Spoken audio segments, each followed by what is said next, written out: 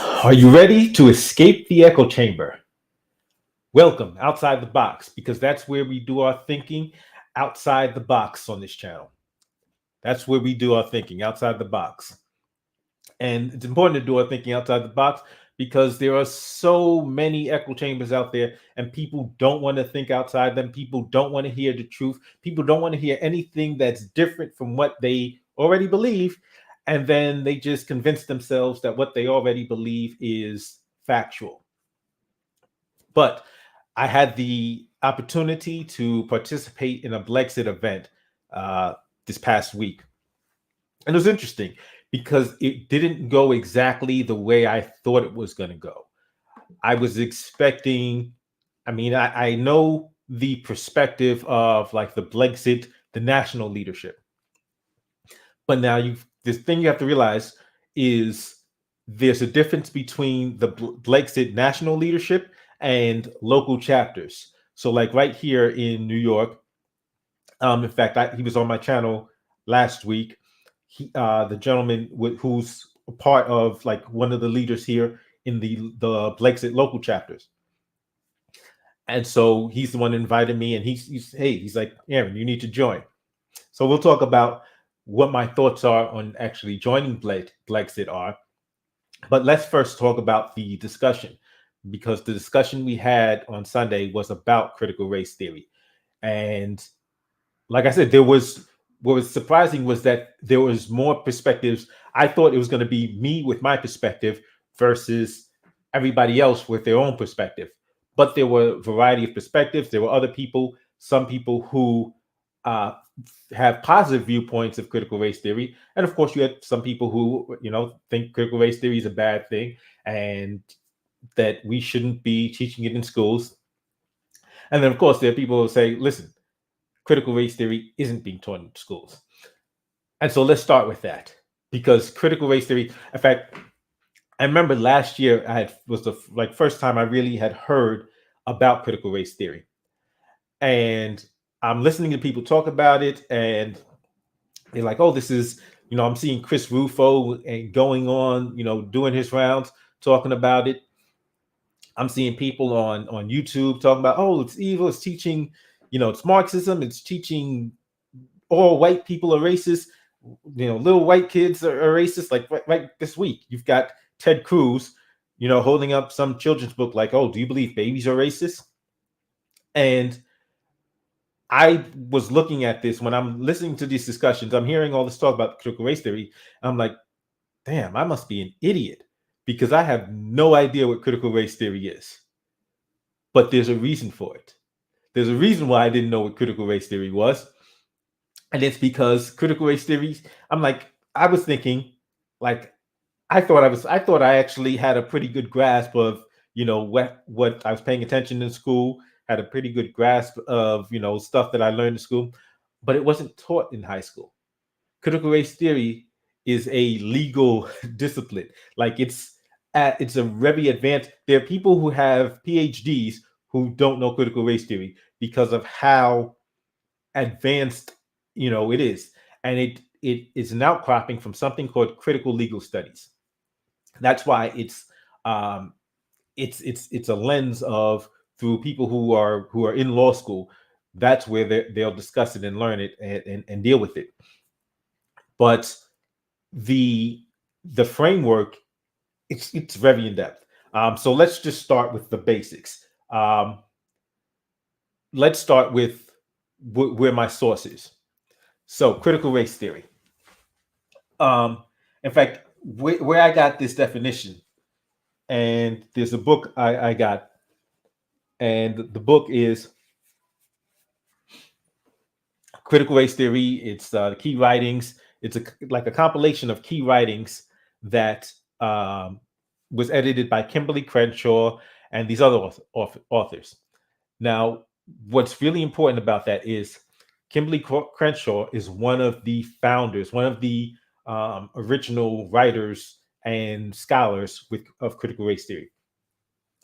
This is important because so many times you'll hear people talk about critical race theory, and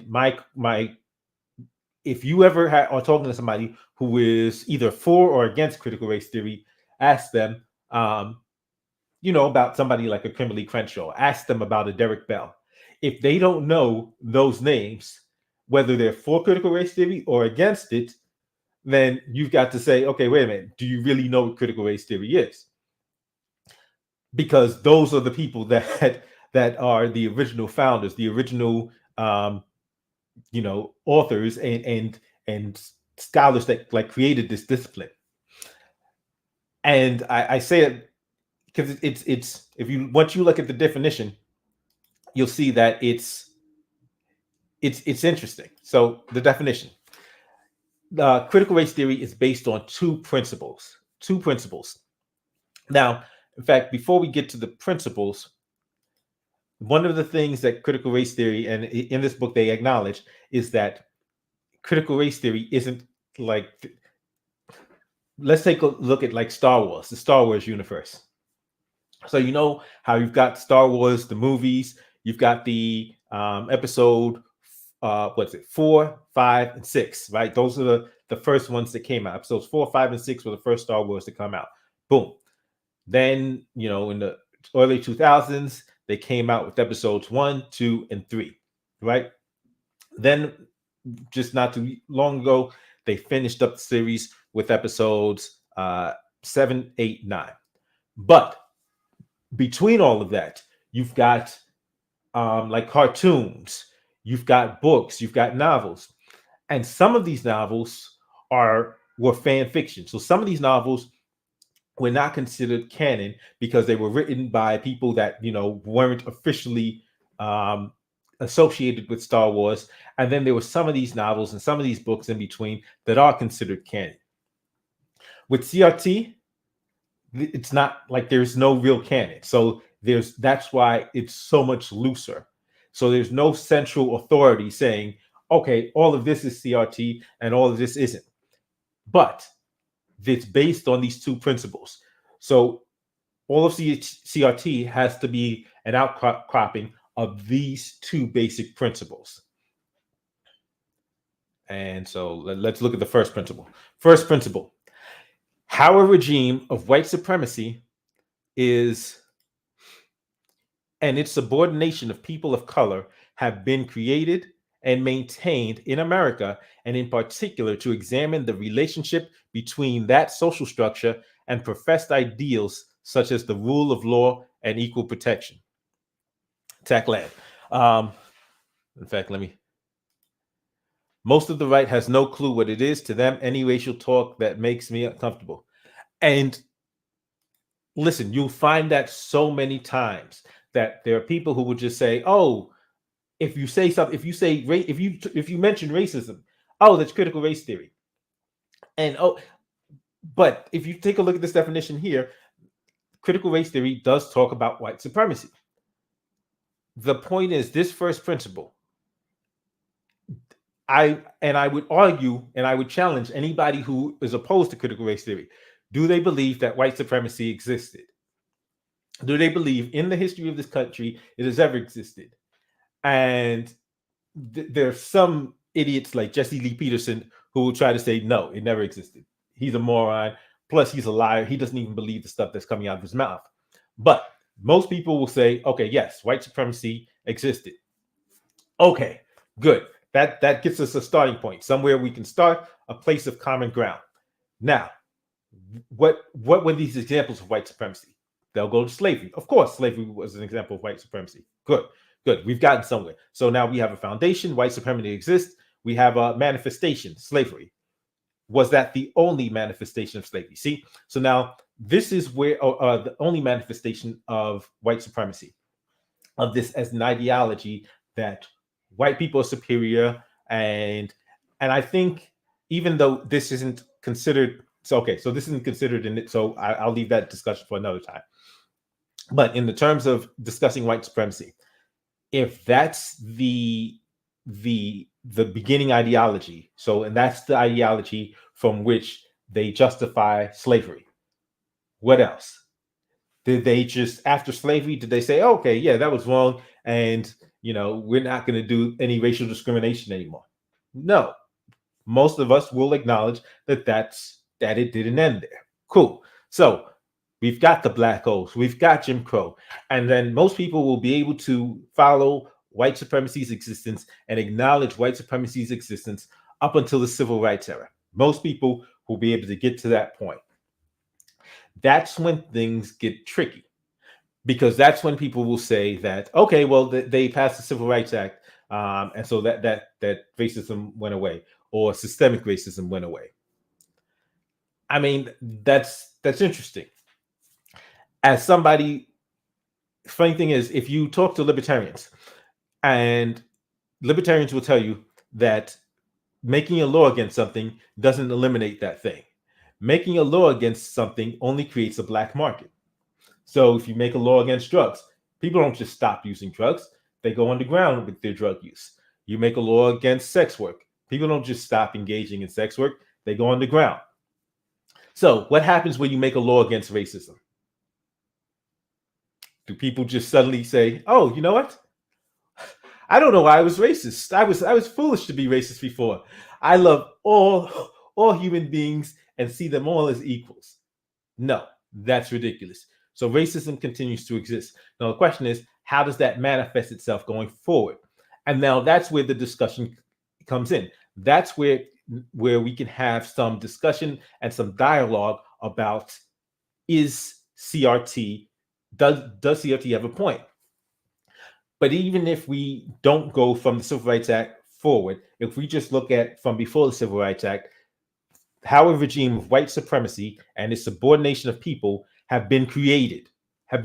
So before we get to where we're at now, how's it been created? That principle is something that most people, as we've just discussed, most people will agree with. We will agree that the United States of America, from its origin, used white supremacy and implemented white supremacy through law, this ideology of white supremacy through law.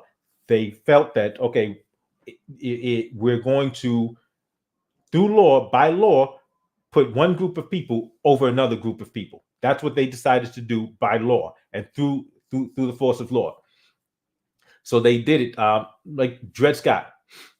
And if you look at the Dred Scott case, because that's interesting, I remember actually reading a New York Times article about a lawyer or a law professor who's talking about how that's one of the first lessons that they use in talking about critical race theory, the Dred Scott case, where you have the Supreme Court said, okay, this guy was free in Illinois, but then when he moved, I think it was to Missouri, now, he has no right to be free. He's the property.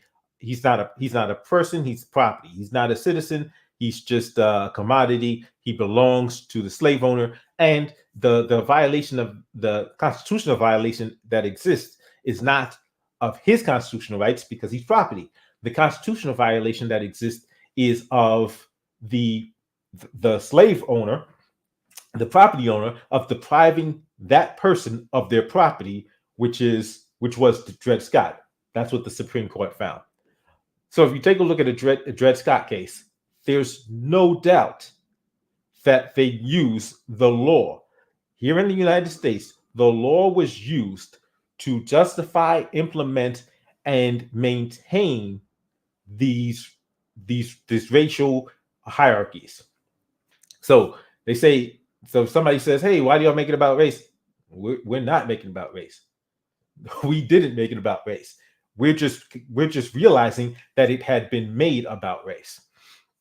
But so the systems have been created and maintained in America, and in particular to examine the relationship between that social structure and professed ideals such as the rule of law and equal protection. So like I said, if we're looking at the Dred Scott case, if we're looking at that, where they came up with this justification. They're like, okay, no, we're adhering to the Constitution, and they just grossly misinterpreted what rights exist and for whom, and to whom they were going to apply them in order to justify, this using the government to implement and to carry out the system of white supremacy. But the second principle The second principle of critical race theory is a desire not merely to understand this vexed bond between law and racial power, but to change it. Merely not a desire not merely to understand the vexed bond between law and racial power, but to change it. Now, these are the two principles of critical race theory. These two basic principles. And from this, that's where you go forward. But if you talk to somebody who's like in the meeting, in the Blexit meeting, they actually have a pamphlet where they describe what critical race theory was. But then there's you have what's written on the pamphlet, and then what generally is the layman's explanation. And the layman's explanation of what critical race theory is so far and so different from what is in the what's actually in the primary sources, from a Kimberly Crenshaw, or even like I just said, like I just showed these definitions, these basic principles, where they're saying that what critical race theory is seeing everything through the lens of color, and then believing that Black people are inferior. Now, that in itself is just completely antithetical to what critical race theory is, because if critical race theory says one of their objectives is not to just understand, but to change it. Critical race theory is not saying that they believe in white supremacy. So if critical race theory said we believe white supremacy exists and we believe it was implemented by law, but we believe that white people actually are superior, so we're not trying to change it. No, that's not what critical race theory. Critical race theory says we want to change the system.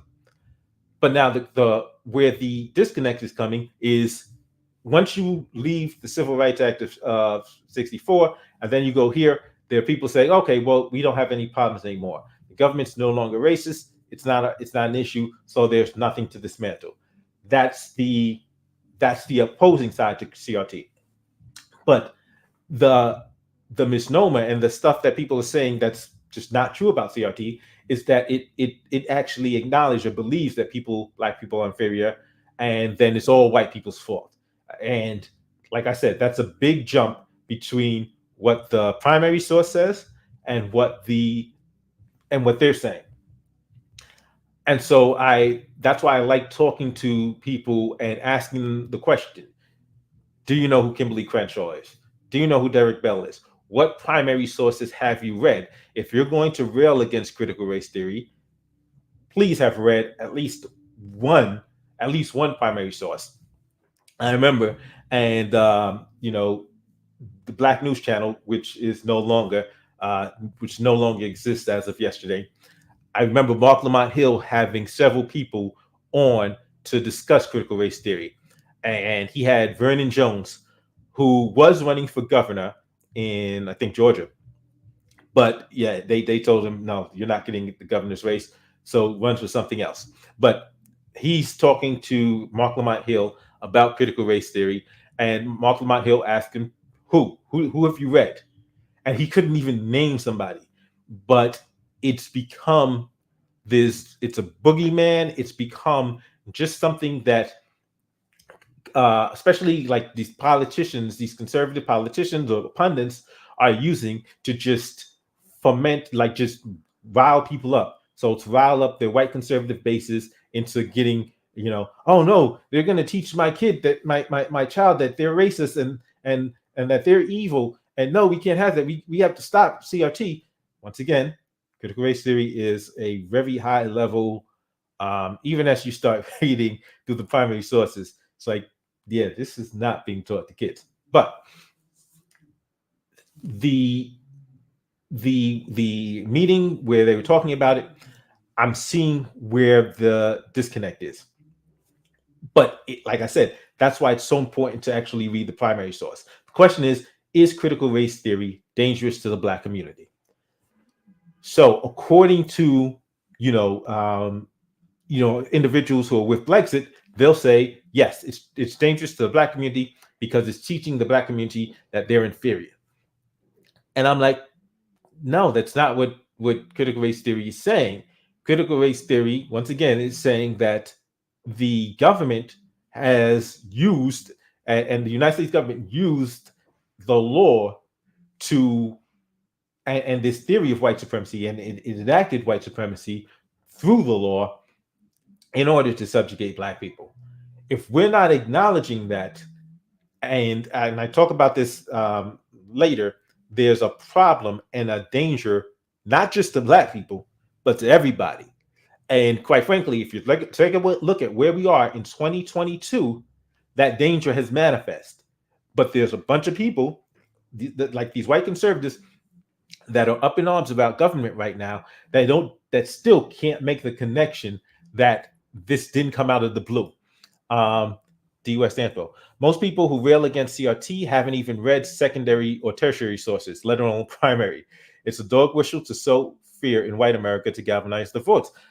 And yes, it's true, because I looked at even what not Chris, no, where was Chris Rufo?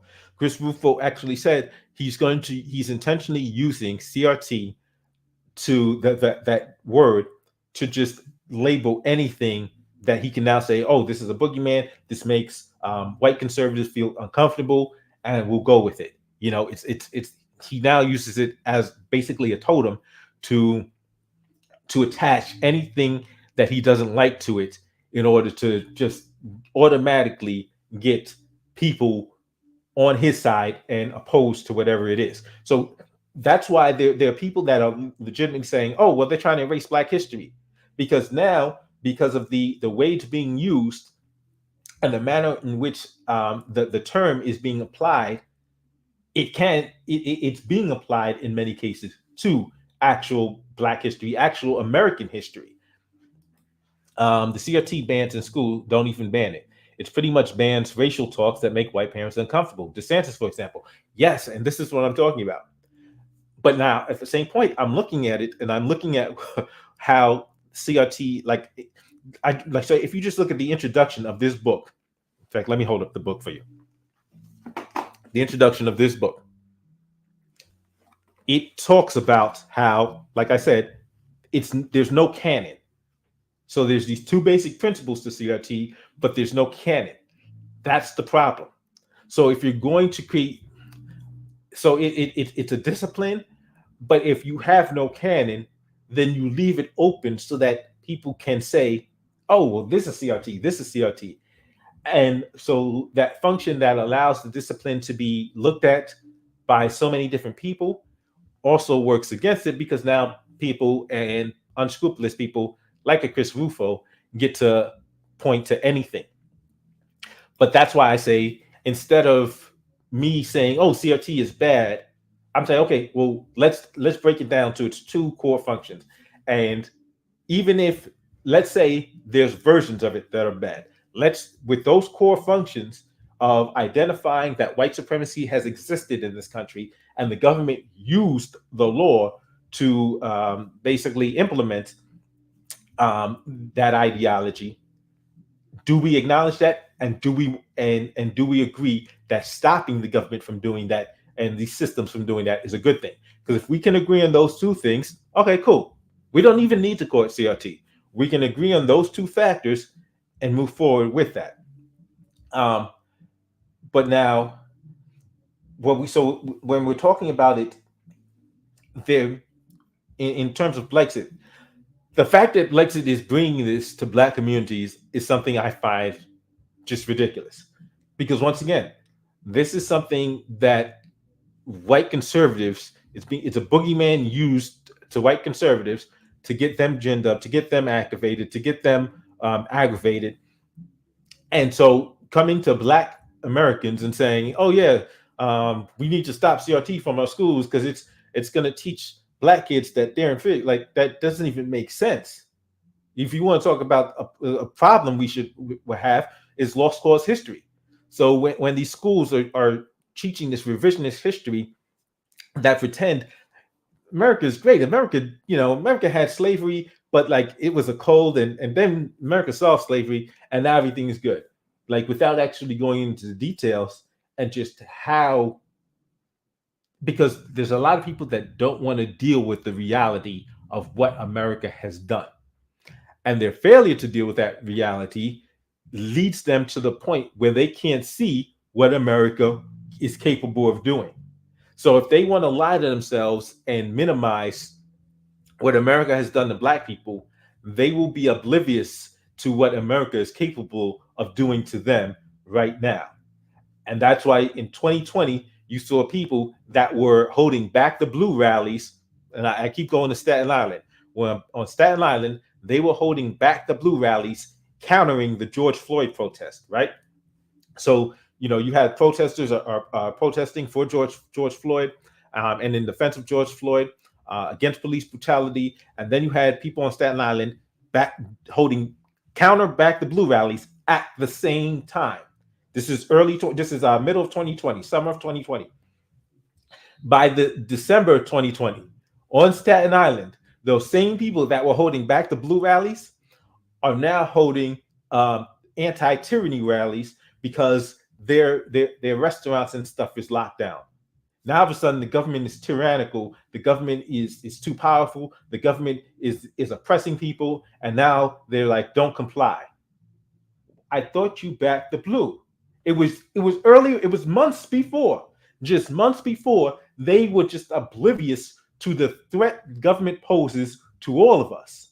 And then a few months later, they suddenly felt it. They suddenly felt the boot on their own neck, and now they had a problem with it.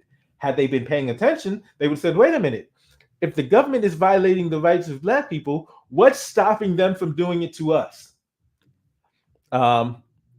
So The Alchemist, let's see, let's pull up this comment. Okay.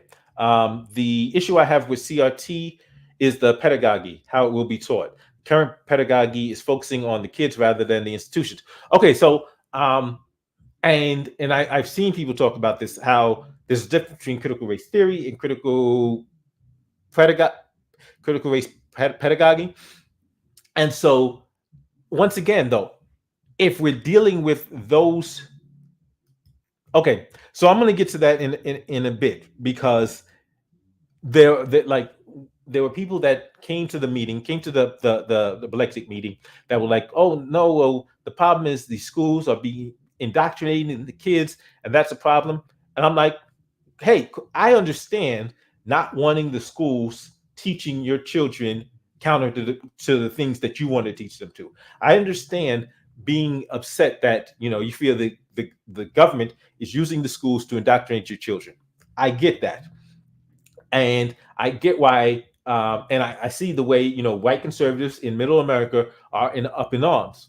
But my question with that is, Black America, why aren't we up in arms? Why aren't we up in arms about how the government is indoctrinating our kids? Because the indoctrination doesn't start with critical race theory. It doesn't start with critical pedagogy. Also, if CRT posits that institutions are racist, so we expect the same institutions to rectify the issue they cause. And that's a very good point. So, which is why you have people on the right. You have somebody like a Sonny Johnson who will say, hey, listen, she will criticize people on the left and say, listen, you'll complain about white supremacy. You'll say white supremacy is in the school to prison pipeline. And then you say, hey, let's give the school system more money.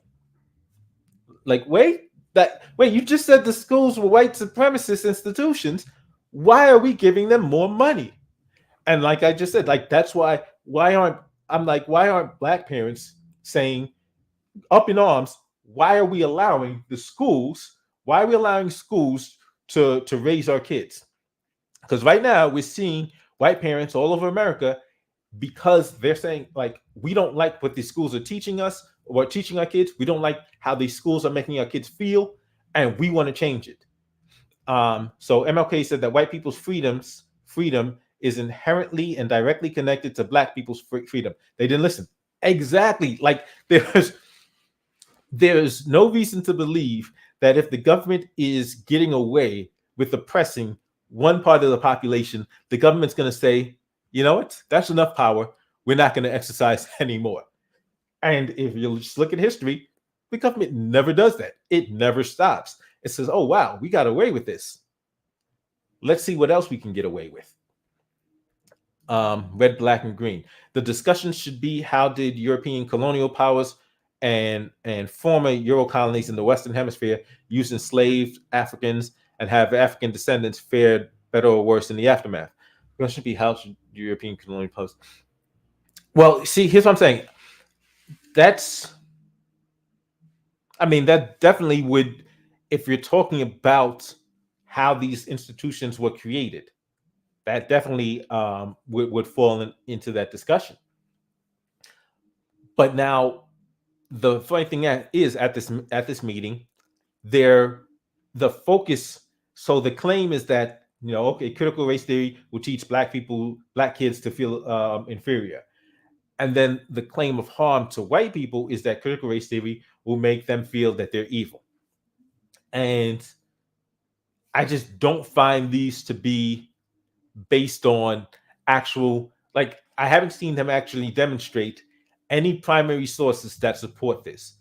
Without a doubt, like I said, without a doubt, that isn't supported by the framework, the two principles of CRT, and I'll put them up again. These two principles. So these two principles of how a regime of white supremacy, has came to be created, and then the desire to change it, that's demonstrated in those two principles. So I challenge people, hey, if you feel that this is what CRT is teaching, do you have a primary source other than just paraphrasing, not even paraphrasing, just interpreting something based on a totality of stuff, like of sources you're not even telling me that you've read. So you don't know who Kimberly Crenshaw is, but you're going to tell me that that CRT is teaching black kids that they're inferior and teaching white kids that they're evil or bad or racist. Okay, they are defined next. After 9/11, Arab Muslims and Sikhs got their wake-up call. Hispanics got theirs after Trump closed the borders. But now here's the funny thing. There's so many, like there are Hispanic Americans, so Latinos already in America, that looked at those coming across the border as, well, I went through whatever, I put in, I became a citizen, either some who were born here or some who went through naturalization process, like extensive. And they're like, okay, so why should you get to skip the line? So there's a bunch of, and if you just take a look at how much of the Latino vote Trump was still, and how much Latino support Trump was still getting, that's an interesting thing. They still saw themselves as separate and like, no, those people coming across the border, that's not us. We're different. But like I said, it happens once people get their wake-up call, is when the boot is actually on their neck, and then all of a sudden they're like, oh wow, how can this happen in America? This is supposed to be land free, despite the fact that there was another group that was telling you this was happening right before. Also, what is the end goal of CRT? Is it abolishing said institutions or atonement for the unjust outcomes of said institutions? So, like that, let's go back to that. The second principle: a desire not merely to understand the Vex bond, but to change it. So now it seems like their goal is just to, change the system. The question is, does that work? And then that would be based on how entrenched these are in the system. My suggestion would be, if the system is doing this, then you have to strip the system of power in order to make sure that this is enacted, because my mind is going to be my mind. Like, so if I'm a person that you make a law saying, oh, you can't racially discriminate. Now, that doesn't mean I'm not going to racially discriminate. What that means is I'm not going to make it clear that this is why I'm doing something. So, like, you have the Civil Rights Act of '64 that happened. And then they say, okay, discriminating against people. Like you can't kick somebody. You have to serve all people in your restaurant. So let's say I'm a white supremacist store owner and I don't want black people in my restaurant. What do? I make up other excuses for not having them in my restaurant. That's it. I don't have to I don't put a sign on my restaurant doors saying no black people allowed. I just do things that, well, we're closed now. We're out of capacity. We're out of that. What do you want? Oh, yeah, sorry, we don't have that. Oh, you're not. We have a dress code. We don't want you. Make up all kinds of excuses just so that black people don't come into my store. You know, and so if you the just creating the laws or changing the laws doesn't automatically change the fact that people's ideology are still going to be their ideology. And now with the power, so if you have racist cops can now just run up on, they can police black areas and just make sure they're much harsher when they're dealing with black, not just black suspects, but black people. Boom. Get up against the wall. Like, what did I do wrong? Shut up. I said get up against the wall. But we see this, and so the more power the system has, the more potential for this abuse that exists. Okay, sir, I was on the CRT call with you. Nobody denied a white supremacy system at Blexit. I'm not sure why you're twisting people's words. Okay, so let me say what I'm saying.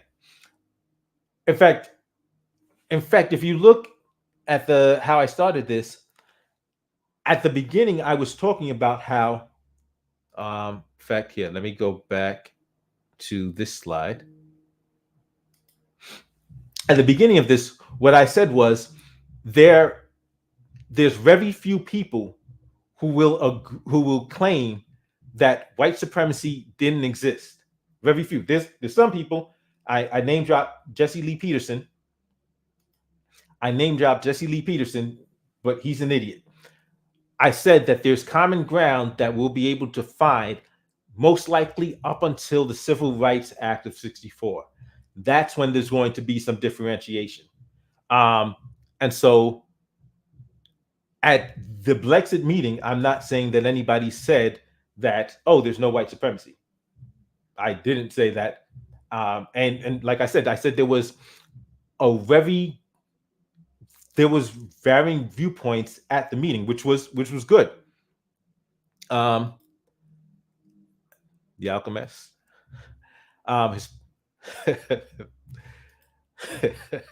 The USA was and is a rebellious former part of the global British Empire. A better view of the USA is to compare and contrast former British colonies and African descendants therein. You say was.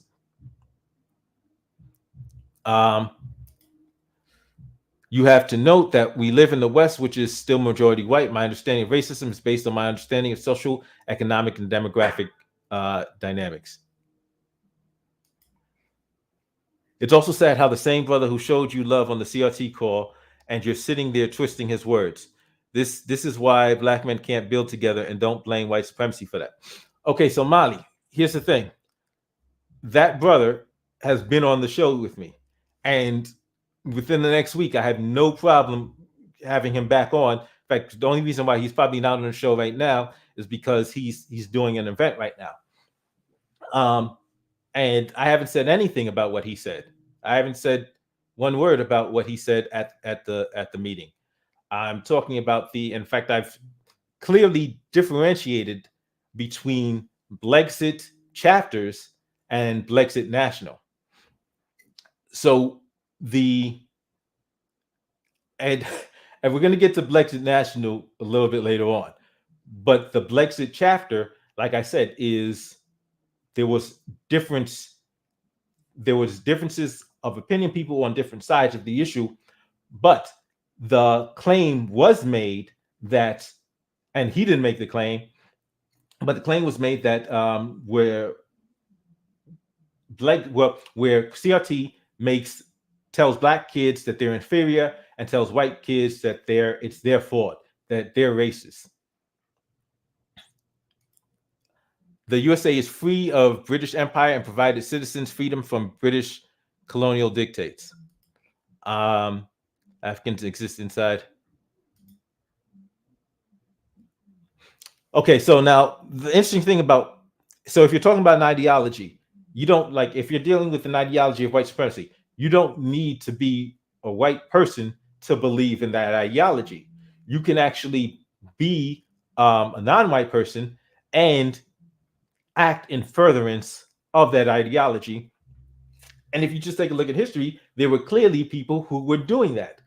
So you had people, if during slavery, you had people who would, you had overseers, you had black people who would be given certain a bit of power in order to enact, you know, to enforce the the policies. As a libertarian, I would prefer the stores had the ability to openly just. Okay, listen, that's a discussion we're going to get into, not today. That, but I mean, I'm actually going to get into that discussion about the Civil Rights Act of '64, tackle that, because yeah, that's a discussion we're gonna have to get into another time. But yeah, I definitely get where you're coming to. Yes, listen, Malcolm X talked about that. Malcolm X says, he talked about the sit-ins. He says, why are we, like, I'm not begging to sit in your restaurant. I'm not begging for you to serve me. Like, why would I, if you hate me, if you don't even see me as human, why would I want to eat in your restaurant? Why would, like, what are you doing to my food? Like, why would I trust your food to sit in your restaurant and eat the food you're serving to me? Um,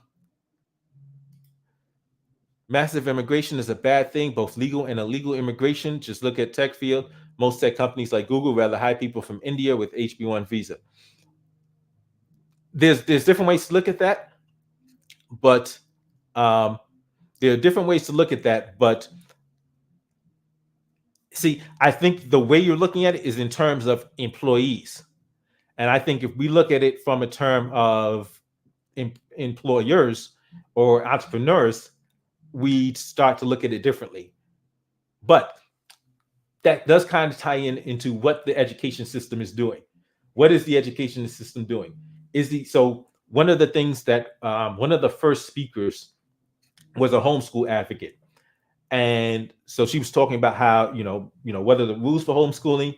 And number one, I think the government still has, even when you're dealing with homeschooling, the government has too much power over controlling the curriculum, because the curriculums aren't actually based on what's necessary for our kids to succeed. The curriculums are basically, like you're talking about, in terms of employer. That's what the curriculums of these schools are guided to. They're geared towards creating good employees, good obedient employees. That's what that's what schools are doing. Um, and so when you're talking about indoctrination, in fact, in fact, several parents had mentioned that they don't like that government is now acting as the parent. How they're looking at the kids and they're like, how are these my kids? And I'm saying is 13 years of public school education. With, let's say your T out of the picture. Do we think that the government was do we think that the government was ever teaching our kids for their benefit or for our benefit? Like, was this ever the case? Um, cool. Thanks for clearing that up. Definitely, Molly. Um, okay.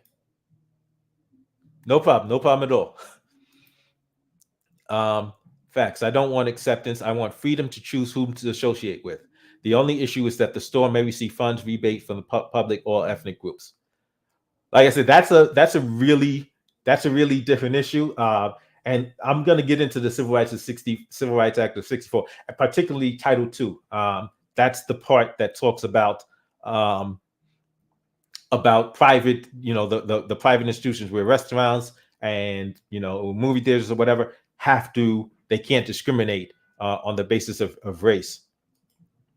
To understand white supremacy, one has to understand the construction of who was white and forced union of Anglo-Saxons, Irish, Scots, and Welsh people feel that Saxons are white supremacists over them. The white man's ISIS called.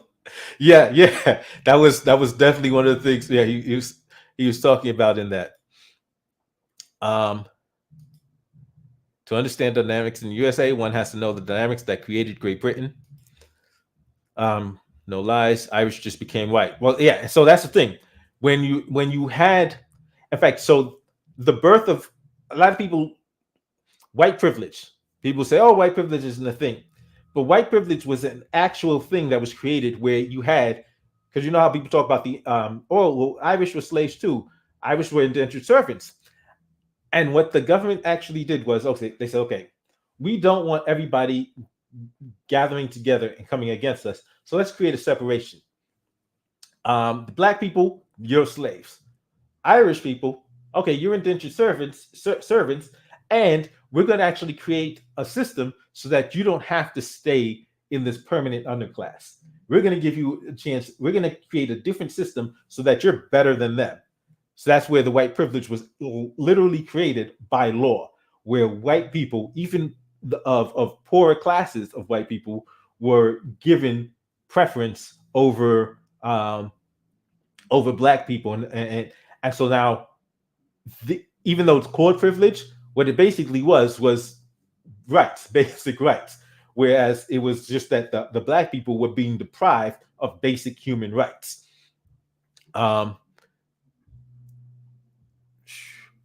The Southern Eastern European is different, less pale. Because he tried to lowball me by cheap labor. Speaking of Irish becoming the new whites, yeah, I mean, like I said, there were, but these systems, but the fact of seeing how the government just oppressed and how the government was used law to wreak havoc on so many people is why we need to be having more in-depth discussions about history and why. So here's the thing: when we start talking about Black history and what the government did to Black people, there's like the common thread will be, oh well, why are you making why is this got to be about race? I wasn't a slave owner. Like white people say, oh, why you're creating division, you're creating hatred, and it's like, no, like why would this be considered creating hatred? If I'm talking about, and I said this at the meeting, if we're talking about what the government did, that's what the government did. That's why would all white people suddenly say, oh, that's against us? No, I'm talking about the government. The government did these things. So the problem is that when we start talking about how bad the government is, that and quite frankly, that's part of the indoctrination, where the government has so many people just automatically thinking any criticism of the government is criticism of them.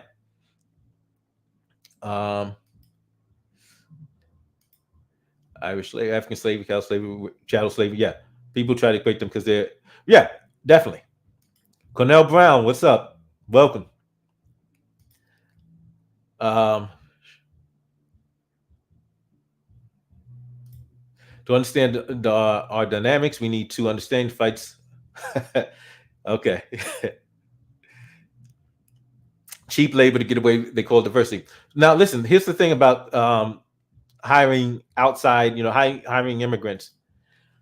Imagine if you're running a business, getting people from outside the country, people that are willing to work for, and maybe people that are immigrating from outside the country, or maybe like, because in today's technological world, you can actually hire people that are living in another country. So I can actually have people, like if I'm running a tech company or a social media site, I can actually have people running that social media site from a different country, and it cuts down cost.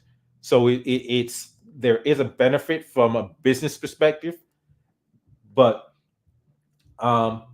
so yeah, back to what we were talking about with the government. People are complaining about how the government is like parent to the kids, and I was like, that's not new. Nothing about that is new, because if even if we take a look away from CRT, if we go back to the fact that at the beginning of every school day, the government makes kids stand up and pray to the flag. I'll say it again. The beginning of every school day, the government makes the children get up, stand up, and pray to the flag. I pledge allegiance. Think about that. That's indoctrination. They're giving an oath. They're praying to the flag. They've got the symbol. They're putting their hands over the like. It's indoctrination. And so you take a look at the 13 years of education, and if kids are graduating from high school after 13 years of education, and the only jobs that they can get after graduating from a high school is at a McDonald's or Walmart or Dwayne Reed, if those are the only jobs they can get after 13 years of education, what were they actually being taught? It's like what was the government spending 13 years teaching them? You know what the government was teaching them for 13 years? Obedience. That's what the government was teaching them. Obedience and dependency on the government. It's a completely self-serving system. That's why you have people who graduate from high school and they can't see solutions as coming from anywhere but from the government, because the government schools are basically indoctrination centers. So if you want to stop that, take kids out of it. But like I said, this doesn't start with CRT. This didn't begin with CRT. That's what governments have been using the educational system to do. And I said it goes beyond the kids, because I talked about this doctrine that is over hundreds of years old. Parents patriot. Okay, it's true the government had a very big hand to play in the systemic undermining of Black people, but white people also know that they were the ones supporting it. See, so now this is an interesting thing, because people will say, so when people say, white people say, oh, I didn't have anything, I didn't own slaves, I didn't, and then somebody will say, the automatic response is, well, I'm not telling you you should feel guilty. I don't say that. Do you know why I don't say that? I won't tell a white person, I'm not telling that I don't want you to feel guilty. I won't tell a person that because I don't know if you should or shouldn't feel guilty. You may know better than me if you have something to feel guilty about. So I'm going to say, I'm not telling you to feel guilty, but also, again, I'm not telling you that you shouldn't feel guilty. You know better than I whether or not you should feel guilty, because you know better than I what you may have done, what you may support, or how you may feel. So if you're feeling guilty, my question is, do you have a reason for feeling guilty? Like, because if I haven't accused you of anything, but you're feeling guilty, then I have to wonder if maybe you know something better than I do, because, hey, you're in your skin, I'm in mine. So you may know better than I that, okay, there's a reason why I feel guilty about this. And if that is the case, then, like, by all means, feel free to do something about it so that you don't have to feel guilty. Yeah, you're right about the education issue. That's why I tell people, if they don't want to go to college, either go for certifications, think private, or go for special licenses. And I'm telling you, because the school system is not based on creating, is not based on teaching you for your benefit. It's not based on teaching our kids for their benefit. The school system, it's like it's an assembly line. They want to create obedient employees. And so let me tell you about me in school, high school. I'm in high school, and at some point, like, I start missing school because I need to make money. And I'm finding school to be a waste of my time, because I'm just sitting in classes. I know the material, and I don't feel like being bothered. So, hey, I'm working off the books. So I'm missing a bunch of school. Some classes I'm missing more than others. Like, I'm taking advanced sequential math, right? Algebra. And so I'm in this math class. I showed up the entire semester. I think I showed up less than 10 times that entire semester. When I get my final report card, so I would show up less than 10 times, but when I would show up on test day. I would show up on test day, take the test, pass the test, I'm gone.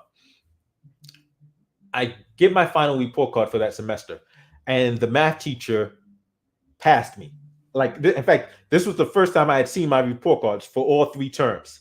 So he had actually passed me for all 3 terms. I thought I had failed all 3 terms. I look at my report card, I passed all 3 terms, and I go to see him because I'm like, wait a minute, did he give me somebody else's grade by accident?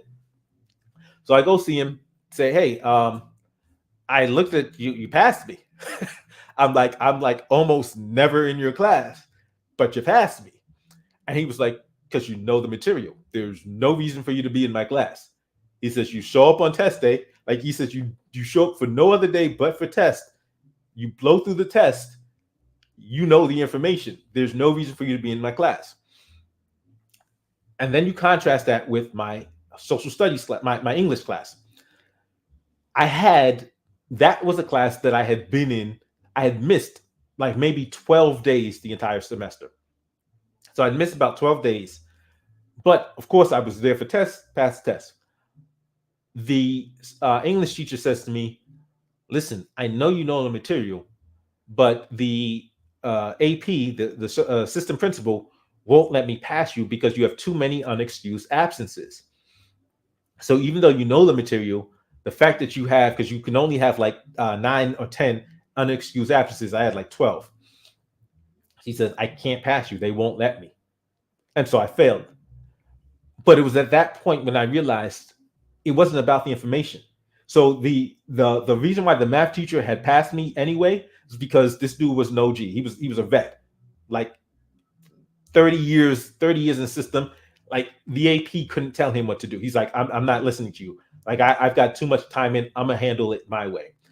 This other teacher, she was a younger teacher, had been teaching for about 4 or 5 years, so she couldn't just buck the system, So she had to go by what they said. But according to the rules, I wasn't supposed to pass either of those classes. Why? Not because I didn't know the information. Both teachers knew I knew the information, but because it was the lesson, what they wanted me to teach, the lesson they wanted me to learn was obedience. They wanted me to be there to just demonstrate my obedience and my basically my obedience to the system. And that's why I realized, wait a minute, this isn't about teaching us knowledge. This isn't about teaching us math. This isn't about teaching us science. This isn't about teaching us reading. You could know all of those things. And I knew all those things, but they still failed me in other classes. Why? Because I wasn't there. They knew I knew the material. I'd take the test, pass the test. But that's what I realized what the system is actually about. Let me look at some of these comments. The government of the USA was set up to protect the dispossessed. Okay. I guess y'all having a conversation. I'm willing to code, but not for cheap. The system is not fair for Native Americans who are born here. Most Americans have student loans. Yeah. I mean, see, now here's the thing. And it manifests itself in different ways. But that's why I like having skills, especially certain skills. There's certain skills that translate into doing your own thing, where you're not looking for a job, where you can actually you have the skills. Boom, I can do this independently. I don't actually need to go to a company to get them to hire me to do this thing. I know how to do this. So if it's carpentry, I know how to make furniture. I don't really need you. I just have my own tools. Boom, I can make my own stuff. I can do it independently. I don't need somebody to hire me to do it. I have the skills to do what I can do, and I can command my price, like just start building up my resume in terms of my portfolio of look, this is what you're going to get if you hire me to do a job or contract me to do a job. You have to have compassion to feel guilt. So this is not about guilt. But you see, here's the thing. When I talk about slavery, and this came to me with the movie Birth of a Nation, and not the original Birth of a Nation, the Nate Parker version, the version about Nat Turner. That movie is coming out, and I remember white people were talking about it like, "Oh man, I can't believe they're making this movie." Now you're gonna have black people hating white people, and it's crazy.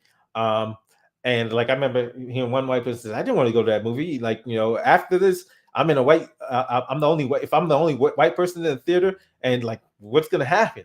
And I'm like, why would you think that after watching that movie about bad people, people are automatically going to look at you and equate you with those people? I'm like, if you're watching the movie Birth of a Nation that's about slavery and about Nat Turner turning the tables on people that were violating his human rights, if you're watching this movie, I'm not telling you to identify with the people that are violating his human rights. And if you and Mike, I'm not number one, I'm not telling you to identify with those people. And number two, if why are you? Why would you be identifying with those people? Like I watch, so I can watch a movie with if I'm watching Law and Order and the like the guy doing the evil stuff is black. I'm not just gonna identify with him because he's black. If he's just like murdering kids and stuff, like no, like there's no reason for me to identify with that. Why would I identify with that dude? So if you're watching like the movie Birth of a Nation and you're watching these slavery movies, why on earth, as a white person, would you be identifying with the people committing these atrocities? If you are, I'm not telling you to do that. You're doing that on your own. And so that's not a me problem. That's something where you need to look inside and realize that you've got something to reconcile. So when people say, "Oh, well, no, I don't like why you keep talking about slavery. I don't have to, I shouldn't feel guilty." I'm like, listen, my thing is, if we're talking about slavery and the history of this country, the unabridged, the raw history of this country, white people shouldn't feel guilty. They should feel something. If you're talking about human beings being brutalized, being murdered, being just suffering all sorts of indignities, you should feel something. I'm not telling you you should feel guilty. That's not what I'm telling you. I'm telling you you should feel something. So if you hear these stories and you feel nothing, that's a problem. That's a problem. And so that like how you say compassion, like there's there's a problem I'm seeing about a lack of empathy. And so it's an inability or a seeming inability of segments of the white, white America to feel empathy for non-white people. Like there's an issue there, but that's an issue that these individuals are going to have to confront themselves. But the problem is, you will have mouthpieces, non-white mouthpieces, who will tell you, "Oh no, don't, no, everything's good. You don't have to look at it yourself at all." No, some of y'all, some of these people need to look at themselves in the mirror and come to grips with why they can't empathize. Why you can see a movie like a Birth of a Nation and see black people being brutalized and feel nothing. Oh yeah, I don't even waste time getting into the whole white guilt thing. Then again, they always want us to take responsibility. But what about Chicago? What about black on black crime?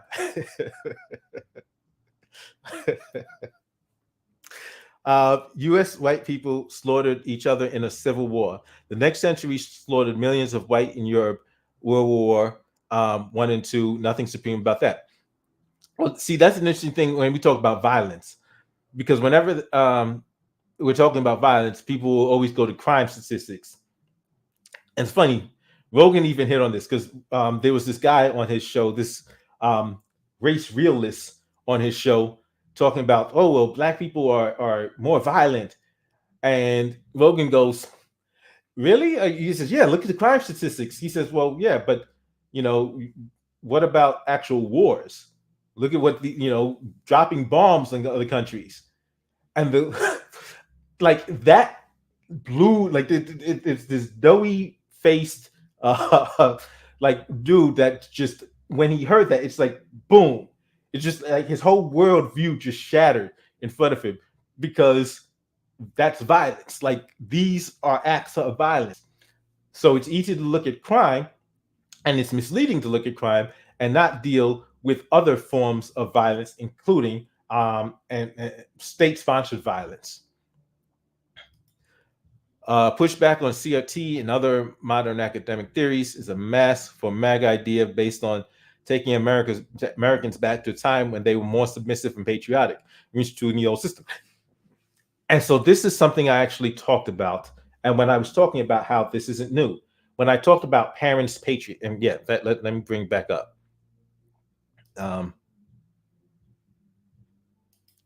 Parents' patriot. This doctrine of parents' patriot.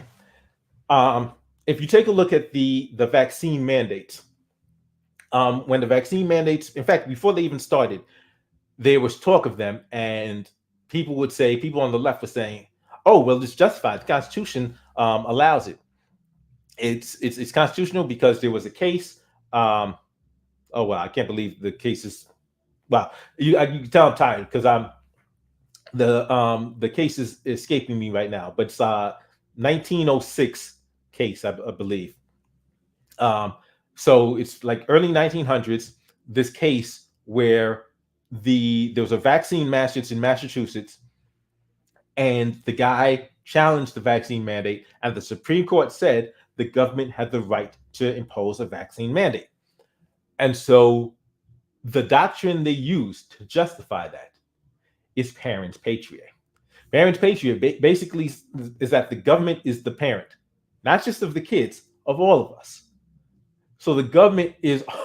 So right now we are in the United States, where with all of this talk of freedom, and talk to any congressman, maybe Massey might mention it, maybe, but almost all of these congressmen and senators will ignore this doctrine while they're giving sound bites about liberty and freedom and justice. And they'll ignore the fact that right now in this country, this government operates that it has the ability, that it is the ultimate arbiter over our lives, so that it can even exercise control over our physical bodies when it sees fit. This is a doctrine that exists right now. So these vaccine mandates that people are complaining about, that people on the right are complaining about, aren't new. Like I said, this is early 1900s, this case. Jacobson v. Massachusetts. Jacobson v. Massachusetts is this case. And it's where the Supreme Court said, government, so the government can make a decision for your body that you don't want. And so you may say, people on the right may say, well, people on the left may say, well, that just affects them. But the same people on the left are complaining about these Texas abortion laws. These, and not just Texas, like Mississippi, where they're narrowing the scope of what abortions are allowed. And they're like, oh, this is a violation of Roe v. Wade. But I find most of those people haven't actually read Roe versus Wade. Because Roe v. Wade, once again, parents' patriot. The only reason why abortion is allowed under parents' patriot, and it's allowed under certain circumstances and to an extent, is because they just said, we have not extended, as of yet, the United States government did not extend constitutional protections to a fetus. They never said a fetus, an embryo, is not alive. They just said they have not yet decided that they will extend constitutional protections to that fetus. But on the parents' patriot, they can tell a woman, and that's why they say once you get to a point of viability, abortions, because Roe v. Wade says they can outlaw abortions at the point of viability. And parents' patriot is that doctrine. So for all of this talk of people, of how free this is, and how our liberties, that's ignoring the fact that these systems already exist. that these doctrines are already in place, but a lot of people have a habit of ignoring these problems because it's not happening to them.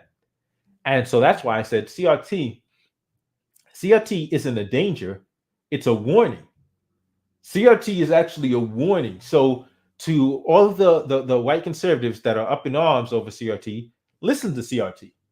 Listen to what it says, because it's funny that in one hand they're saying that, oh, CRT is wrong, it's a lie, the system isn't racist, but the system is racist, because they're saying CRT is wrong because it claims the system is racist and it's not. But then at the same time, they're claiming that these educational system, the United States educational system, is racist against them.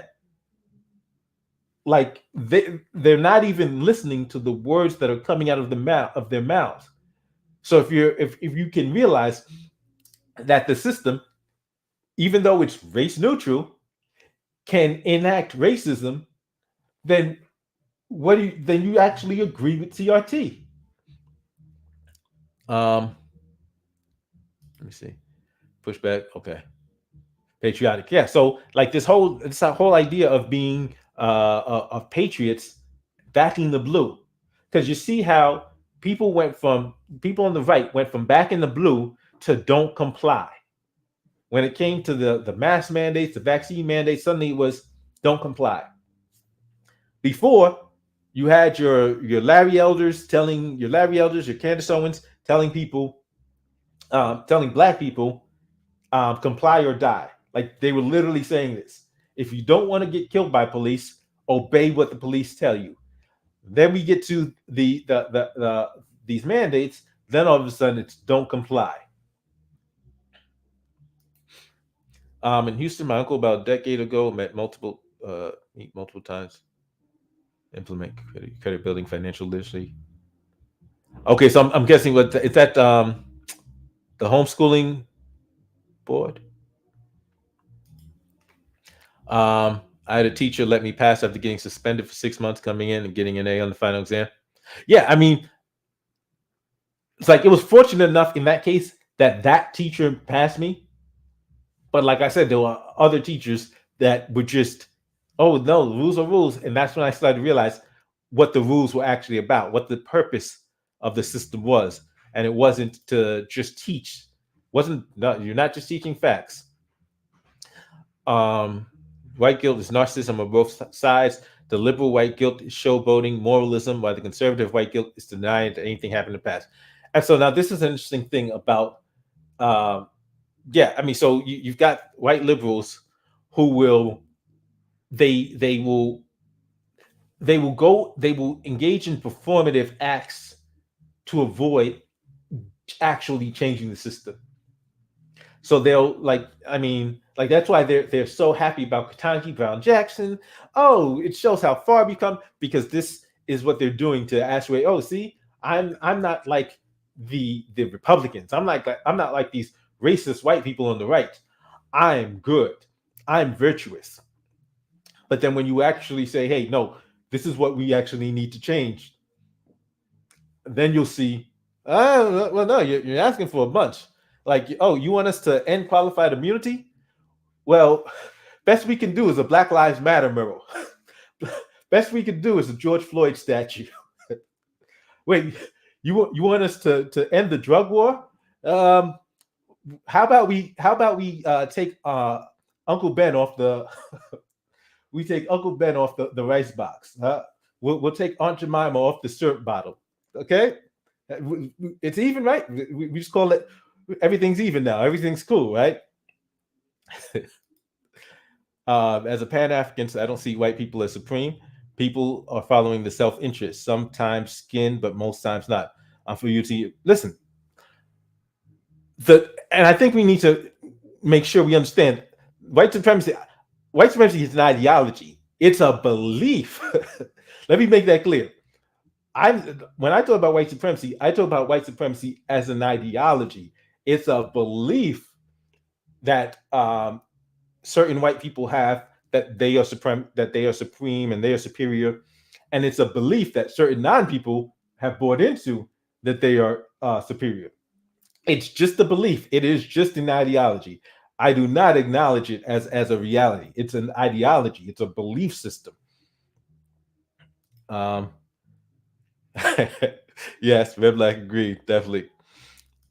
School to prison pipeline, where you get suspended for being late 3 times. And it's amazing how much the schools look like prisons. It is so amazing. And how much similarities there are between schools and prisons. So many similarities. It's crazy. Um,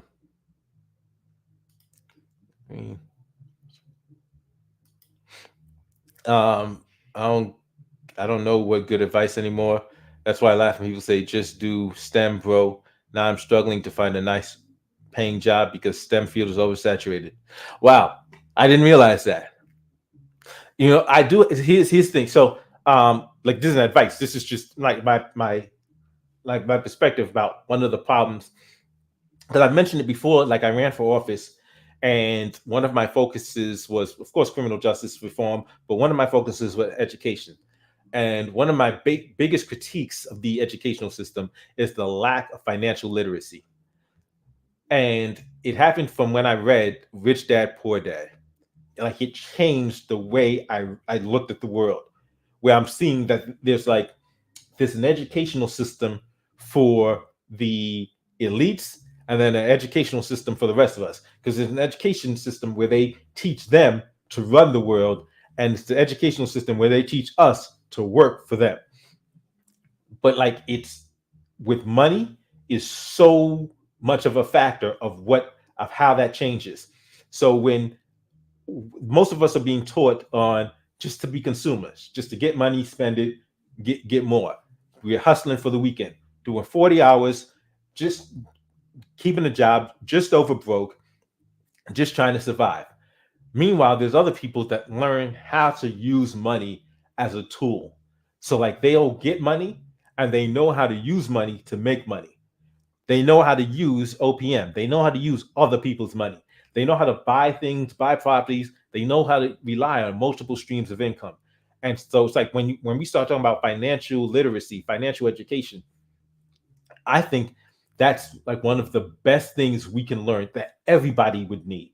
So in terms of learning entrepreneurship, learning financial literacy, learning how to invest, and how like because not just learn because like right now you've got systems like apps like Robinhood and them which give regular people the chance to invest. But the knowledge of how to invest, like if we don't even know how to read financial documents, we're not in the best position. But once we learn how to read financial documents, then we can actually do the research and look at the financials of a company and be like, oh, this is a good company to invest in, and then do it. But yeah, like this is, I mean, I didn't realize how that the STEM field was oversaturated right now. That's wow. It's crazy. That's what I'm doing, trying to be more self-sufficient, making an app, working on YouTube videos, etc. School won't teach you to work for yourself. Exactly. And but that's why I like about this current technology. The technology affords us so many opportunities. So many opportunities. And like with YouTube, like you don't need a $20,000 to start a YouTube channel. You need internet access. You need internet access. You got your phone and your camera phone and internet access. You start your YouTube channel. Um, Nothing scares white people. The slave owner in the Dred Scott case was black.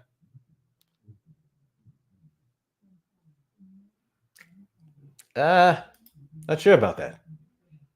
I don't recall that being accurate. I don't.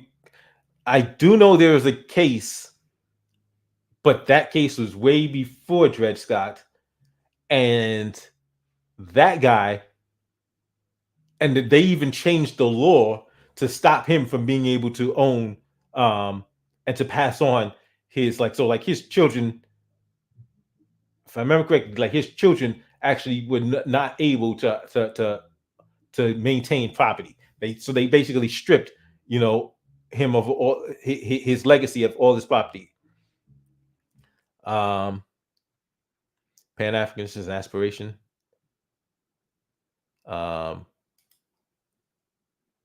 Anywhere throughout history. I think the particularly messy part is that most, if not all of these atrocities were committed in the interest of the white race. So, like, this is an interesting thing. If that's why, that's why there's some people who are upset about the history. They're actually upset about the history itself. They will claim it's about CRT. They will claim, but they actually don't like the accurate retelling of history. That's why lost cause history exists. That's why the lost cause curriculum exists, because there was there were people that wanted to revise history to whitewash all of these evils that were done, because they didn't want to acknowledge all of these evils were done and why. Because like there's some people that just want to pretend like, oh no, that they continue to believe, and like the whole manifest doctrine, manifest destiny doctrine. And that's why when I say if there are people that are identifying with that, I'm not going to tell them they shouldn't feel guilty. I'm going to tell them I'm not telling them to, but if they do, they may know that they have a reason to feel guilty that I'm not immediately aware of. Empathy, sympathy needs to be accompanied with action, not just mopping and showboating. Definitely. But there's in so many instances, there's just a lack of empathy, a lack of a lack of an ability to even see things from somebody else's perspective. So like, and if you watch the Rogan video I did, that whole Planet of the Apes story, which like how it starts, how he says he walks into Planet, that was disgusting, that part. But if you listen to the whole story, and so there was a couple of things. The fact that he immediately catches himself and acknowledges, that was a racist thing to say, was one of the things I looked at and said, okay. But when you listen to the rest of the story, he tells a story about being in the movie theater, watching this movie surrounded by black people. It's just him and his friends are the only white people in the theater. And throughout the previews and the movie, there's only one black person on the screen, and that's the bad guy, and the black guy has a British accent. And he says in that moment, he realizes that what it must be like he gets an idea of how black people must feel of like not being represented, not seeing themselves represented in society.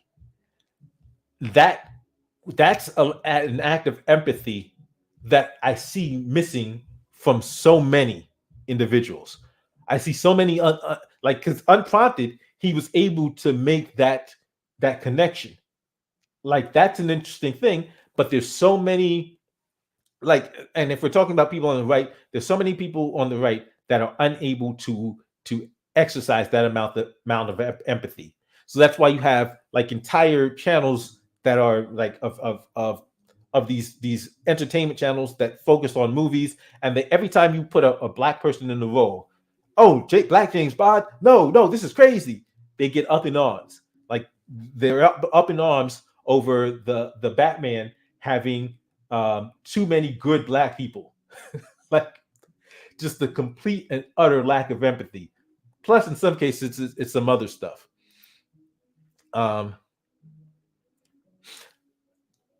I would definitely say they do.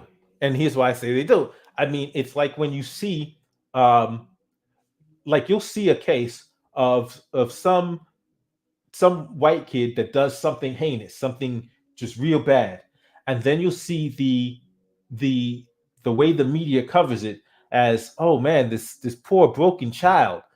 Like their terms, the way they describe it, the way they see him, the lens. Perfect case in point, Ukraine. Ukraine is the perfect case of white people having empathy for white people.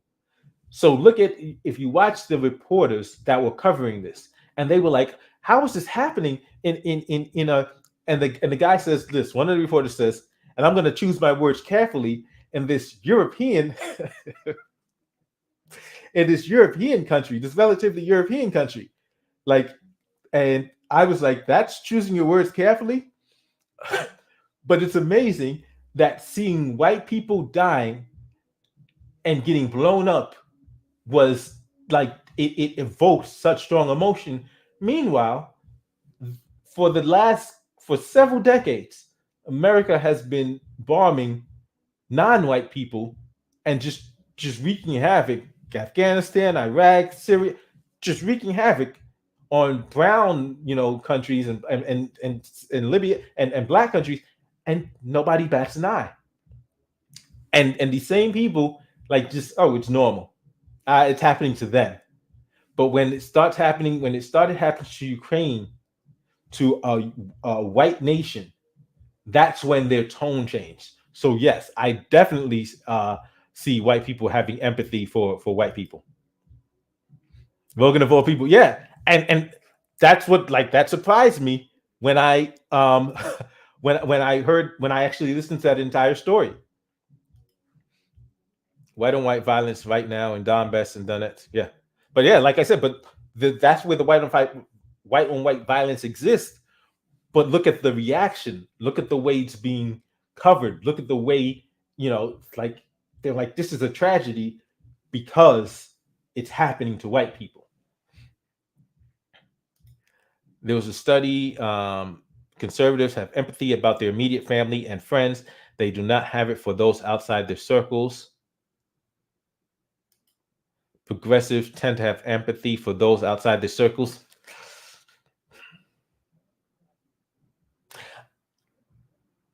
I think, but that's an interesting.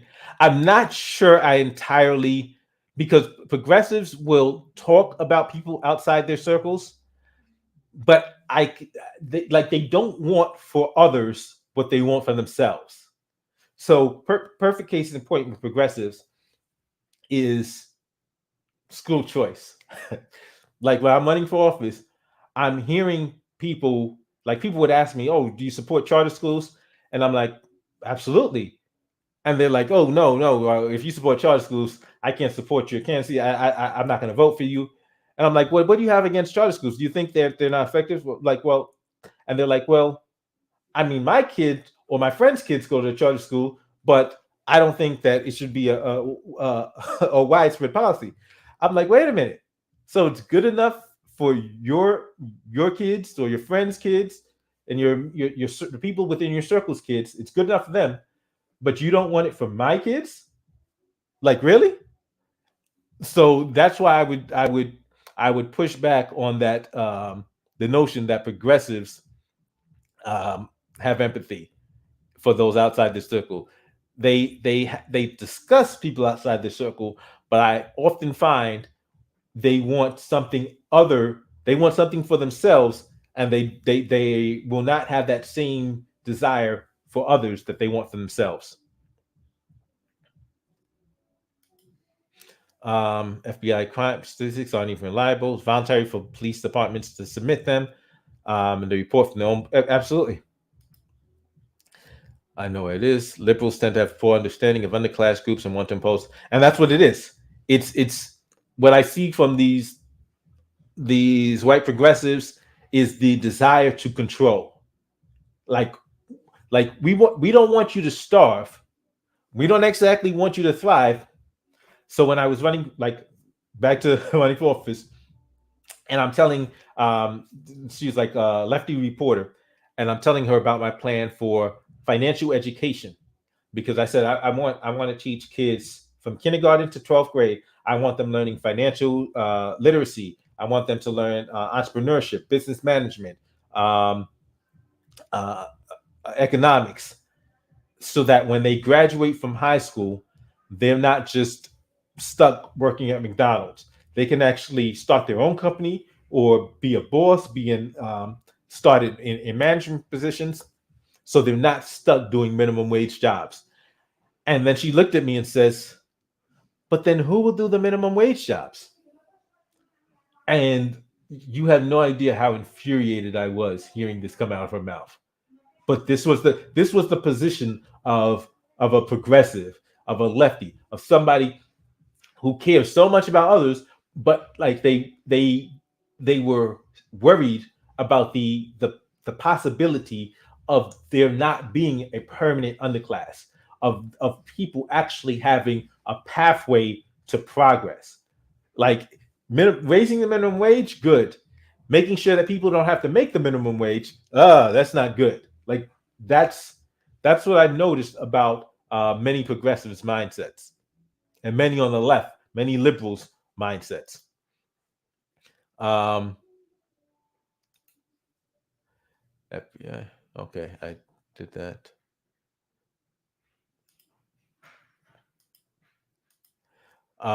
Progressives tend to have empathy for those. I mean, there is like to have bragging rights within the circles. I've definitely noticed that trend that it's piety. It's you know, look how virtuous I am. There is definitely that component. So I probably feel nothing because it was not relatable to me. Half of ancestors were enslaved, another half of my ancestors weren't. I don't care what happened from to my ancestors like 200 years ago. Interesting perspective. When I look at stories and when I actually get into the depth, I can feel it. Like it's very real to me. I feel it, and and that's why I can look, I can watch the movie Birth of a Nation, and I feel the like it's not something of me just watching a movie. I actually feel it. I watching at the end of Birth of a Nation. I back the blue because black people in the USA are in that profession by a higher percent than we are in the general population. See, but the issue is even with black officers, are they actually working in black interest? Um, and so now this is going to tie into Blexit, because the one of the things I want to talk about is what is Blexit. Because if you were on, if you saw my live from like a week and a half ago or week or so ago, the gentleman he invited me. He said, "Hey, I want you to join Blexit." So, what is Blexit? So, Blexit is officially it's a nonprofit. It's nonpartisan. Officially, it's nonprofit, nonpartisan, and like they have five main tenets, five main focuses: school choice, criminal justice reform, using entrepreneurship to escape government dependence, um, using programs to inspire minority youth to succeed, and furthering the Blexit message through lived experience. And so now, even though some of these things are things that I like, criminal justice reform, I'm more for it. Just saying you're for criminal justice reform doesn't mean we're going to be on the same page on to what we want to do for criminal justice reform or what criminal justice reform looks like. So if I'm talking about criminal justice reform and ending the war on drugs, and you're talking about criminal justice reform and increasing sentence length, we are not alike. We are not on the same page, and we do not have the same goals. So even though and school choice, once again, school choice is better than just sending people to, oh, you have to go to this school. But I mean, more than school choice, I don't want the government. I want people to be responsible for our own kids, where we can choose what our kids learn, because nobody like the prospect that the government cares more for our kids than we do is kind of alien to me. But to do that, we need to have parents in a position where they have the time and ability to, educate their kids themselves, or have cooperatives, and. I do not believe. I guess you not be even back in blue because I've never once had the police solve a crime. I've never had them help me when called.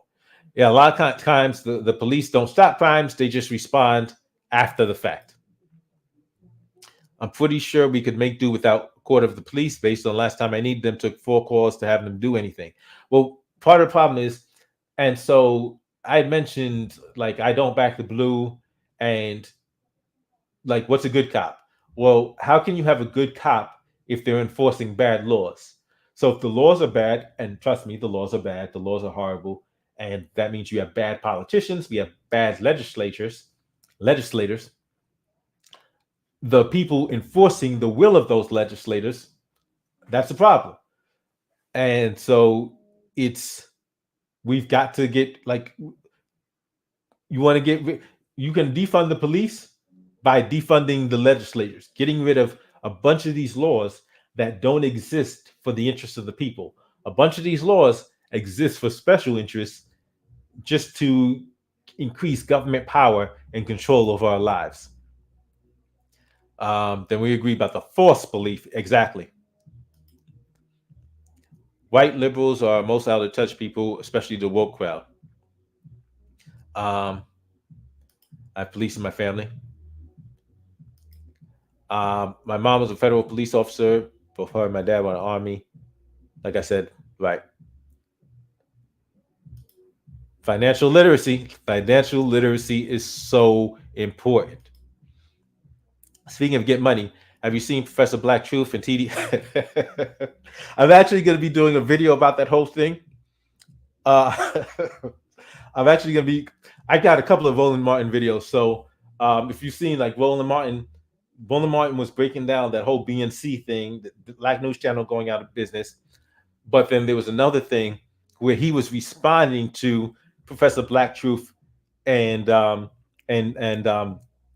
he was going after Professor Black Truth, Jason Black, Yvette Carnell, Antonio Moore. He's going off on all of them, and we're in a Twitter thread. I'm going back and forth with them on some stuff, and so I'm going to be doing a video on that very soon. We've done atrocious things in our people's history too. The Daughters of the Confederacy spent 100 years making sure we knew what they did. Now they all changed their mind. Yeah, like these statues, these Confederate statues, that's the product of the Daughters of the Confederacy. Oh man, you got to do call-ins again. Any plans on that? Yeah, I'm gonna be setting it up so that I can have call-ins. Yeah, not today, but I'm getting everything ready for that to happen. Good point, but Russians are white too. No sympathy for them, and no sympathy for Germans in World War. Nor did the Nazis have sympathy for white Poles. Tim Black of the Wolf Pack mentioned this last night. Called out progressives for having no diversity in their cast. Yeah, I mean, if he's is who I think he is, because he's the one that I think he's the if he is who I think he is, he had the recording of Bloomberg talking about. So when Bloomberg was running, jumped in the 2020 race, and it was amazing how quickly they were ready to back him, and then he had to put out that information of all that stuff Bloomberg had said, and like they didn't like that at all. School choice may lead to other issues, including accelerating integrationism. Yeah. You describe liberals, not real progressives. So, okay, so would you consider AOC a progressive? Because I know she calls herself a progressive. I know she calls herself a social. In fact, she calls herself a democratic socialist. Although you have your Kyle Kalinskis who call her a social democrat, I will call her a progressive, even though I don't believe she's genuine. I believe she's an opportunist.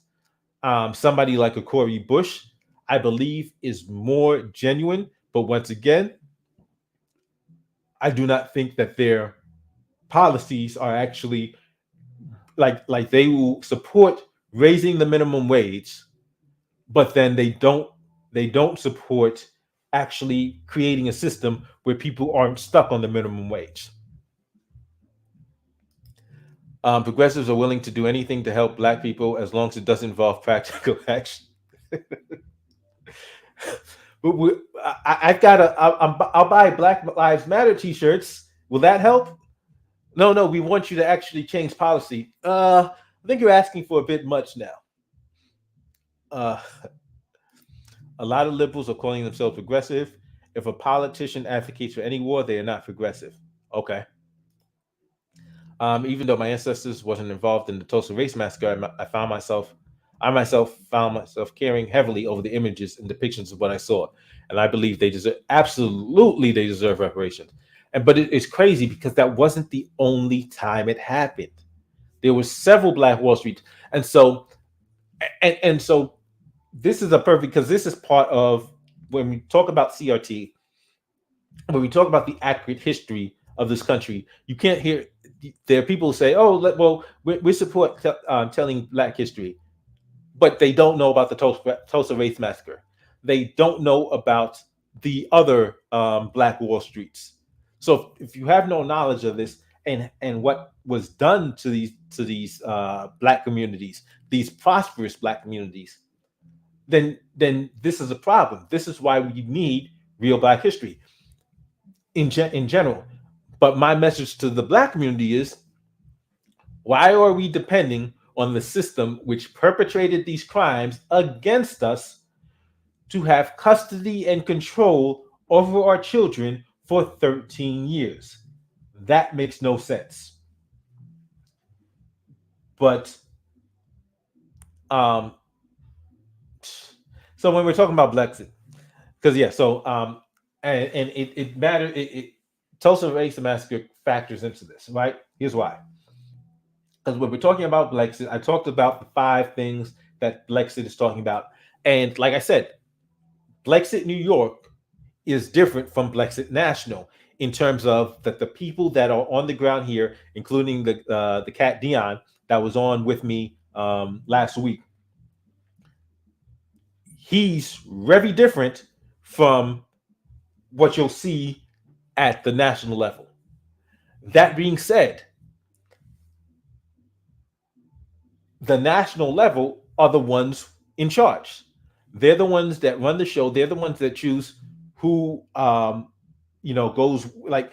They're the ones that choose who's who in the organization. They're the ones that control the reins and direction of the organization. So, what does this have to do with the Tulsa Race Massacre? Well, the two founders of Blexit are Candace Owens and Brandon Tatum. Brandon Tatum, I believe it was last year. I believe it was last year. Brandon Tatum did a video on the Tulsa Race Massacre.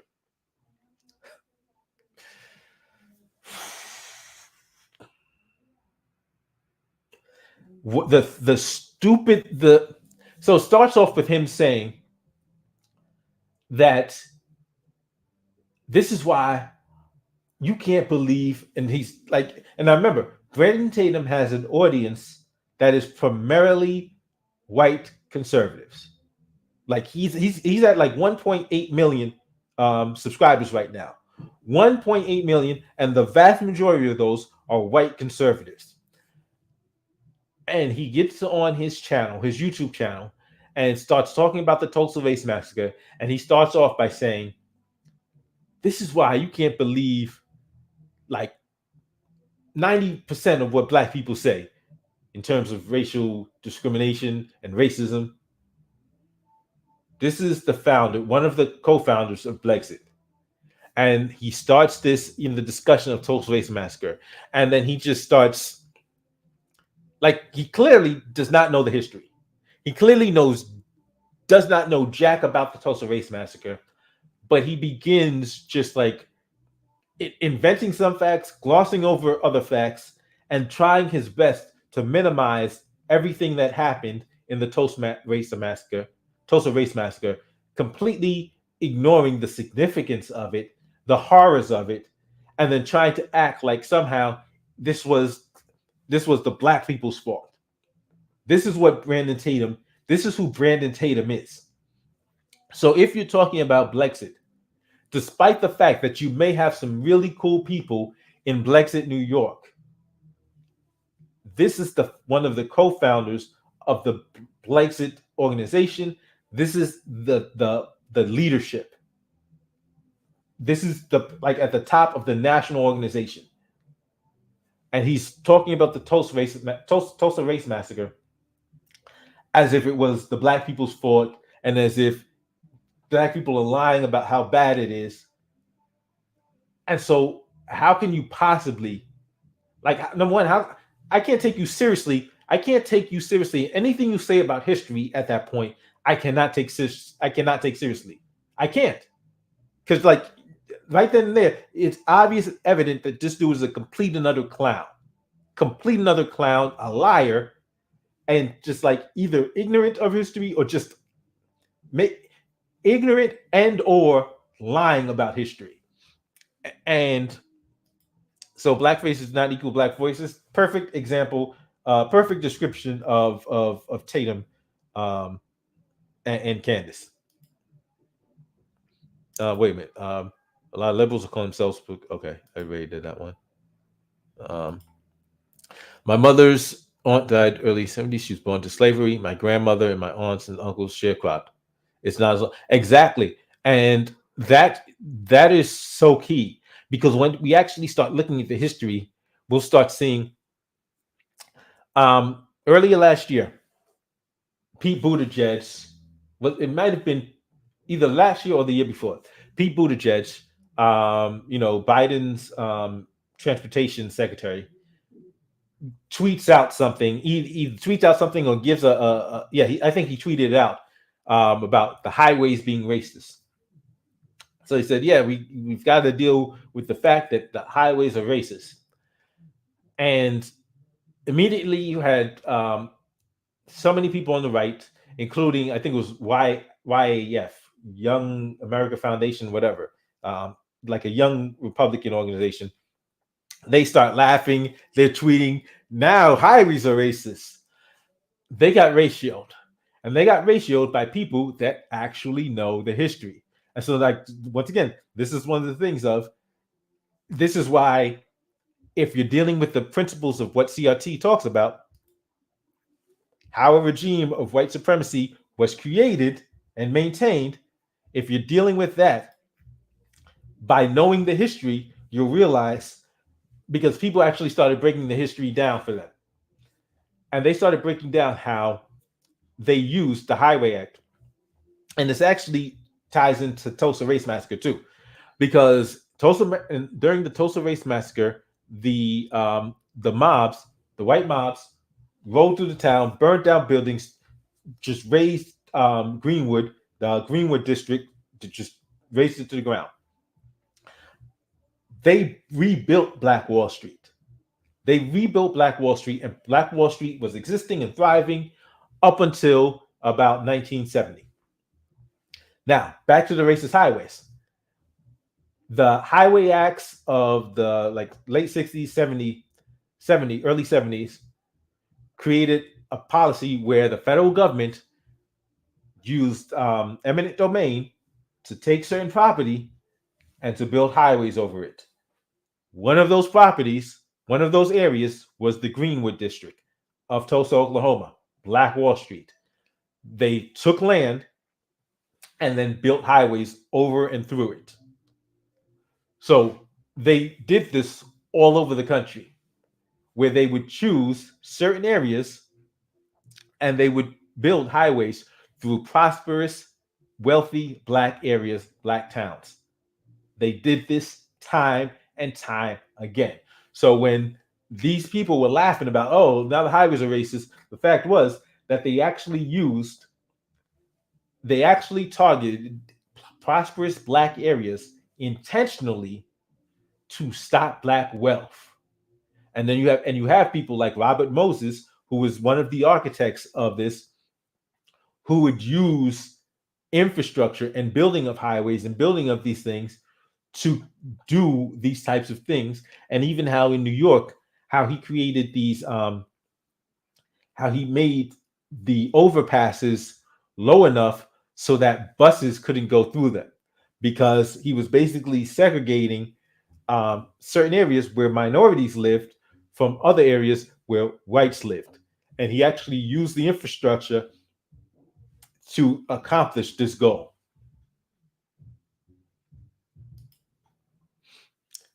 CRT, Clarence resigned Thomas. Laws that let you go to the store and go back and get back in peace are good laws. Laws that let you go to the store and get back in peace are good laws. So how are all laws bad? Um, okay, first, thank you, Jay, thank you very much. Thank you for the super chat, appreciate it. Um, are all laws bad? Um, are all laws bad? No, a bunch of laws are. A bunch of laws don't have victims. So the drug war, drug laws. Now, whether you agree with drug use or not, the government making a law that you cannot put something in your body as an adult that you want to put in your body, that's a bad law. Why? Because it's my body. What judge what jurisdiction, why would the government have, why would or should the government have jurisdiction over what I put in my own body? And if you think the government has a right to do that, well, then guess what? Then it also has a right to make laws against abortion. It also has a right to mandate vaccines. And so when you have a lot of conservatives who will claim that they are, oh, these vaccine mandates are unjust or illegal, overreach, you can't support the drug laws too, because it's based on the same principles that are being used to justify government's jurisdiction over our physical bodies. Um, you can go in peace and protect yourself. It'll be the law that makes you unsafe when you try to protect themselves. Um, Tim Black, he always wears that dog line.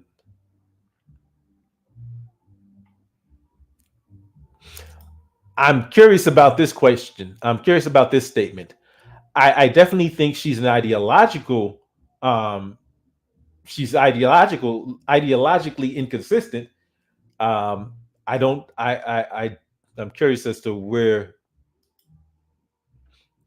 Lake Lanier was built on top of a massacre. But yeah, um, the word y'all are looking for the fake progressives is neoliberals.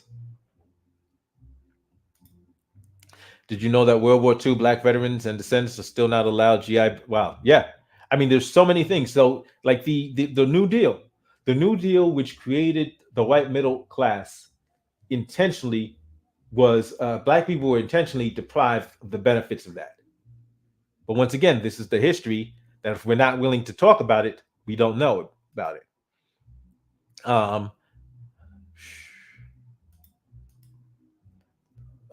Similar modus operandi.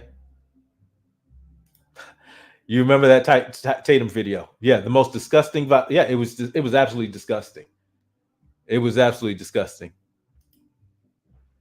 Man, man said you can't trust anything black folks. Yeah, that was crazy. That was insane. That was insane. But so in terms of Blexit, as good as my dude Dion may be here in New York, he doesn't run the national organization. And he can only do but so much with Brandon Tatum and Candace Owens in leadership. And not just in leadership, as the founders of this organization. And by like being part of that organization, there are people that are automatically going to say, okay, wait a minute. If this is what the founders believe, and you're a part of this organization, it's like it's an automatic tainting of being associated with that, even though I personally know he's not them. I know that, but so many people will not even give him the opportunity to speak because if they know Tatum, if they know Candace Owens, they'll just assume, oh, if you're part of that organization, you must agree with what they say. B. Tatum is the shining example of why most black people don't support the right. It's almost as if he does it intentionally. In fact, I do believe he does it intentionally because, and this is a longer story, but it goes back to the lily white Republicans, where they actually, this group of Republicans that didn't want black people in the Republican Party, and his behavior definitely supports the belief that he's part of that he wants to keep black people in mass away from the Republican Party. That video was sad. I felt like crying for him. He was pandering to them. He's a sellout. He's parroting what? Yeah, it's just ridiculous talking points. Um, Tatum making like he trying to debunk the whole situation, but made a fool of himself. Yeah, and no facts, because like he kept saying, "In my opinion." No, these are facts. Don't care about your opinion. Facts don't care about your opinion. Like it doesn't even make sense. It doesn't even make sense. Yes, Tatum does have a white wife, but that like him having a white wife, the reason why he has a white wife may be the reason why he went after a white wife would would probably be indicative of him having such self hatred and dislike of black people. Because out of his own mouth, he said stuff like, "Well, why would I even like black people?" Like he said this. It was he is in the sunken place. Um, Tatum's not. He's not ignorant or they're going with the money. Like they're definitely going after the money. There's a bunch of them that are grifting. That they will say whatever they have to say to impress white conservatives. The problem is why is disrespecting black people what white conservatives want to hear? So yeah, he's telling white conservatives what they want to hear, but why do they want to hear such constant disrespect towards black people? Buttigieg used that language to trigger them. Yep, and they just hook, line, and sinker. They went for it. Like even Tucker Carlson started covering it and started laughing about it, and it was like, well, clearly you don't know the history. They only know Patriot American history, and this is the point. If they don't know actual history, if they don't realize that how eminent domain was used against the black community, what's going to happen when eminent domain is used against them? They're not going to see it coming. Why? Because they don't know history. They're going to be like, oh, how's this happening in America? And black people will say, you fools, we've been telling you this is happening in America, just like on Staten Island. And I like this is it was so evident. 2020, the summer of 2020, they're doing back the blue rallies in countering the George Floyd anti-police brutality rallies. They're like, oh yeah, we back the blue. These people, you got a bunch of people protesting against police brutality, and then a bunch of people, white conservatives on Staten Island, doing back the blue rallies. By the end of 2020, those same white conservatives are complaining and holding rallies against the police, against the government because of tyranny, because the lockdowns. Like you were they told you, we were telling you the government is too powerful. They've got their boots on our neck. And you ignored it until you felt that boot on your neck. I don't know if you ever read a book by Noah, Race, Place, and Police. This book is about a black neighborhood being the next into joining. No, I haven't read it, but I'm going to check it out. I'm definitely going to check it out. Yeah, definitely got to check that out. Race, Place, and Police. Thank you, Jay. Both my parents are from Mexico. I was referring to when Spanish conquistadors control. Okay. Correct. Then give us lead pipe homes right next to the highways with gas emissions. Yeah. Flint, Michigan. Like, and so that's why, like, there's so many evidences of the government, like the government, like being the enemy of the people. So like the Flint government is like, it's just horrible. There's just so many instances, so many examples of the government being the problem.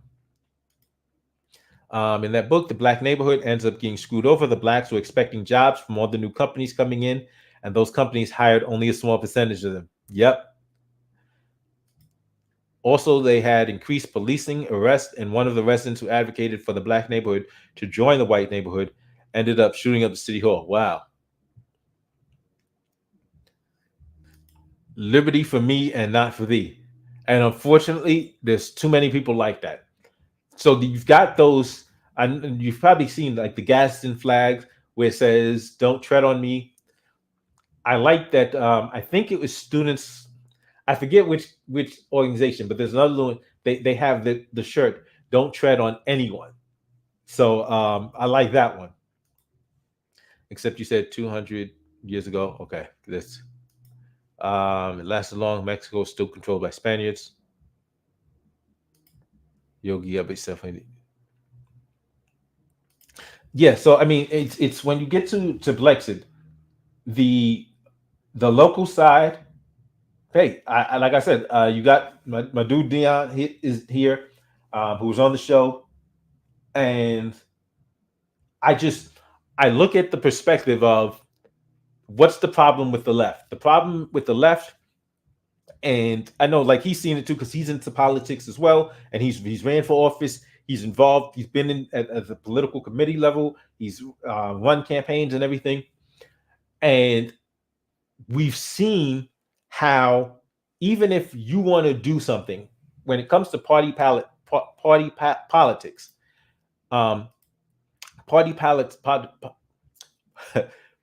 party politics. When it comes to politics, there's the issue of what the party wants, as opposed to what the whether it's a candidate, an activist, what you want to do. So you may have some ideas that you want to do. You may have a vision, but the party or the organization will have the ability because they control the resources, they control who does what. They have the ability to interfere. So if they're not on board with moving how you want to move, it's going to be a problem. And so when you're dealing with Blexit, that's run by Candace Owens, run by Brandon Tatum, they can say they're nonprofit, they can say they're nonpartisan, but neither Candace Owens nor Brandon Tatum themselves is nonpartisan. And you especially can't call yourself non. You especially, even though officially the organization is nonpartisan, you ideologically, you know, they're not nonpartisan, especially when they keep talking about the Democratic plantation. And so their whole the name of their organization is Black Exit, Blacks leaving the Democratic Party, leaving the Democratic plantation. So, like, yeah, I mean, all of these things come into play, and then it ultimately comes to the question: is will I join Blexit?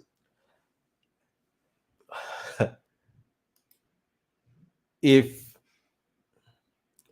if you look at Candace Owens, Brandon Tatum, in fact, they've got a event coming up 2 weeks or so, 2 weeks or so in Florida, um, and they've got Larry Elder, another individual. So Larry Elder actually advocated for reparations for the slave owners.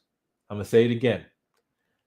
Larry Elder advocated for reparations for slave owners. When you, if these are the people that you that founded the organization, that you elevate, that you appreciate, that means somebody like me has no chance of accomplishing anything within that organization.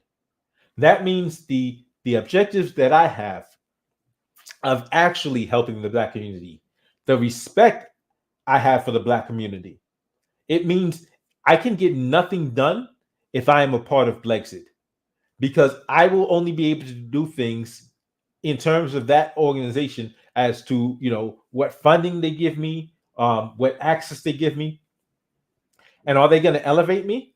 Am I going to be able, like, if I join Blexit, if I join Blexit New York, will they ever have me at a Blexit rally talking about how you know, Black history needs to be better taught, talking about the Tulsa Race Massacre, talking about the racism of like the Highway Acts and how they use eminent domain and all of these things.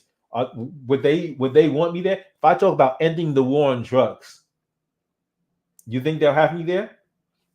If I'm out there criticizing Trump because Trump would get up and talk about how bad the 94 crime bill was, but never mentioned Trump never mentioned, and it's because he couldn't mention what was actually in the 94 crime bill. Why? Because a bunch of stuff that was in the 94 crime bill was stuff he supported. So if I'm talking about 94, the 94 crime bill, I'm going to actually be talking about the stuff in it that needs to be abolished.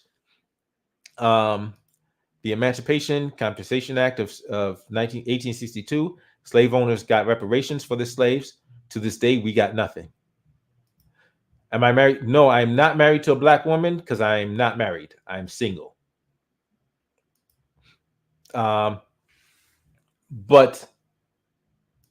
and so about that, once again, I'm not saying Tatum being married to a white woman is bad.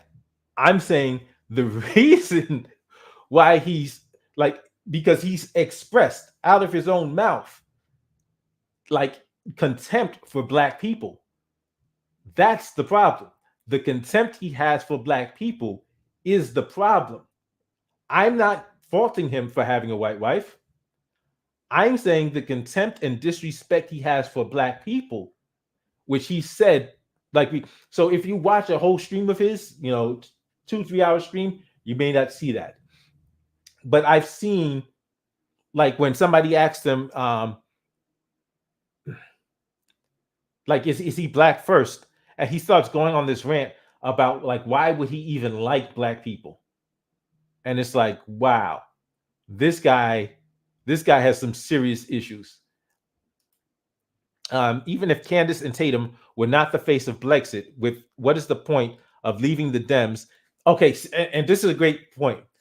And even though I hate the language of Democratic plantation, if we're going to go with that language, what's the point of leaving one plantation just to go to another plantation? Because the problem with the Democrats is they have an agenda. And so if you take a look at your James Clyburns, your Al Sharptons, their main objective, their agendas are democratic agendas that they're bringing to black people. They're not bringing a black agenda to the Democrats. They're bringing a democratic agenda to black people and saying, you come on board.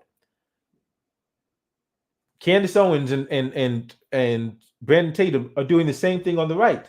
They don't have a black agenda. They have a Republican agenda. And they're promoting that agenda, like that's their priority. Whereas my focus is on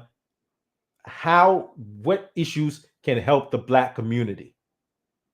So I actually am dealing with a black agenda about what will be helpful, because in this country, we've caught hell, and we have too many people that are fake leaders.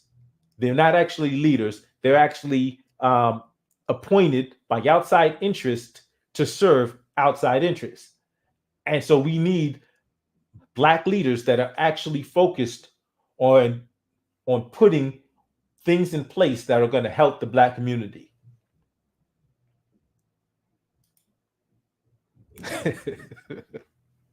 I don't even know. I don't even know where he comes up with that. May I ask if you plan on marrying a black woman? So yeah, well, I'm not. I don't have I don't have a specific black woman that I'm looking to marry at this moment. I'll put it that way. So I'm not at the step where I'm looking at in terms of building a family. Marriage isn't my primary objective right now.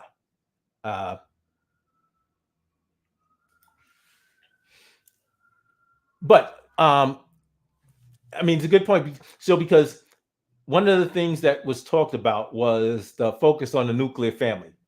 And I've seen this a lot from the right. If you're talking about the nuclear family, a lot of times on the right, they'll talk about that's what the black community needs. And I'm like, okay, if you're a politician or a political pundit, and that's your solution, what policies are you talking about implementing that bring about that strengthen the Black nuclear family. Because off the top, if you're talking about something that's going to compel Black people to get married, like from a government perspective, from a legislative or perspective, it's like I don't want government having that much power, because that can easily go wrong. Can we agree that the only leaders we need in the Black community at this point are Black husbands and fathers in the home leading? I disagree. I definitely think we need Black husbands and Black fathers doing doing something and leading their families. But I don't think that, number one, I think Black women can have a very important role. And I think, like people like myself, single Black men can have an important role, specifically because if you're a Black father, in fact, specifically as a single Black man, here's why I'm in better position. If something happens to me, if I'm on the front lines and something happens to me, I'm not leaving behind my kids. So see what I'm saying? Whereas if I was a father like Malcolm was on the front lines, but his kids had to grow up without him because they murdered him, because of how powerful and how much of an impact he was having on the situation. Same thing with Martin Luther King. So if we're going to have actual Black leaders that are actually going to make a change in the system, the system is going to react, and the system is not going to react. Some of the reactions from the system are going to be quite negative. So some of the people that are going to be on the front lines have to be willing to put their lives on the line, and I am. It's just a fact. It's not just I'm not just willing to put my life on the line. I'm putting my life on the line. It's just that's what it is, because that's what leadership requires. Leadership requires sacrifice. And as a single man, I'm in a much better position to sacrifice my life than a Black father who his focus is taking care of his kids and making sure his family is secure. Black fathers in the home, the right keeps parroting the marriage set. And I mean, the interesting thing about the Black fathers in the home is that about the Black fathers, like they actually did the study how Black fathers are so much more involved than non-Black fathers. Like that's the equivalent to a white Republican joining the Democrat side. Being red pilled is no different than being blue pilled. That's why side switch. Yeah, it's yeah. So I'm not going to join an organization and then be limited by that organization on what I can do for my community. You know what I'm saying? So Kevin Samuels. There's certain things I like about Kevin Samuels. So from a YouTube standpoint, I like some of the things he's talked about, where he's focusing on YouTube as a business, and he's encouraging other YouTubers to treat YouTube as a business. Now, from a relationship standpoint, I don't always agree with the things he says, but I think some of his advice is useful to some of the women that he's talking to. So if a woman, because like a lot of the women that are calling in are in a state of, I'll use the word desperation. And for them, his advice is useful because they really are, that they're really focused on getting a relationship, getting a man. And so they should listen to a man telling them, well, this is what you need to do if you want to increase your chances of getting a man. But I think there's a bunch of women for whom his advice is not useful. But I think most of those women just aren't calling in because they know how to get a man. They're capable of getting men. And so they'll listen to his advice. They'll hear the things he says, and they'll be like, it seems alien to them because they're not like searching, oh, I've got to do something to get a man. They have full capability of getting men, and they've got men who are vying for them in relationships. So I mean, I do like the way like he'll tell people like it is, like he'll tell black men that are like if a dude is making $15,000 a year, he'll say the guy say yeah, so I'm trying to get a girl. He says how much you make a year? $15,000, and he'll say yeah, you shouldn't be worrying about dating. You need to get your money right. Like, and that's a fact. Like priorities, focusing on getting girls is not what somebody should be doing if they can't even feed themselves, if they can't even pay their rent. Like their priority needs to be getting themselves to be able to take care of themselves, self-sustaining, and then you are in a better position to actually now you can look outside and worry about dating. MLK and Malcolm X both had black wives and children at homes. Do black husbands no longer matter? Okay, but what I'm saying is they that's one of the tragedies of why they were of them being on the front line. One of the tragedies is having a black father on the front line who's going to leave behind kids. I'm single. So if you take let's take me let's assume me and my brother are both concerned with the same issues. And we both like we need to do something for the black community. So my brother's got kids, I don't, right? Me sitting back and saying, well, you should do something about this. You should take the lead. Like no, he's got a family. Like if anybody's going to sacrifice themselves, I should be the one to be making those sacrifices. I'm in a better position to do it. Let the black fathers stay in the home, take care of their families. But as far as activism, as far as actually being on the front line, fighting against the corrupt system, I've got to do it. I'm in the position to do it. Kevin Samuels is pro-black husband and father in the home. Yeah, definitely. Are we going to pretend like a lot of these in the home black fathers don't have kids on their side? On the side they do not take care of? Well, and here's the thing about the whole black fathers in the home thing. It's a simplistic solution because it's not actually a solution. Just because you have a father in the home doesn't mean that father is going to be a good father. Doesn't mean that solves all the problems. It's a simplistic solution that's advocated by the right to avoid providing actual solutions. Because once again, I say from a political standpoint, if you're a political pundit or a politician talking about we need fathers in the homes, like Larry Elder. Larry Elder ran for governor of California, saying, oh, black families need fathers in the home. Okay, what policy are you putting in place that's going to put black fathers in the homes? Like there's no policy connected to that. It's ridiculous. It's because tell him what's he going to do for white families. He's not going to say, oh, well, white families need white fathers in the home. No, he's going to come up with actual policies. Oh, you're a white farmer? Okay, we're going to give you the XY subsidies. We're going to give you, the government's going to give you this. The government's going to give you loans. For everybody else, there's actual tangibles being offered.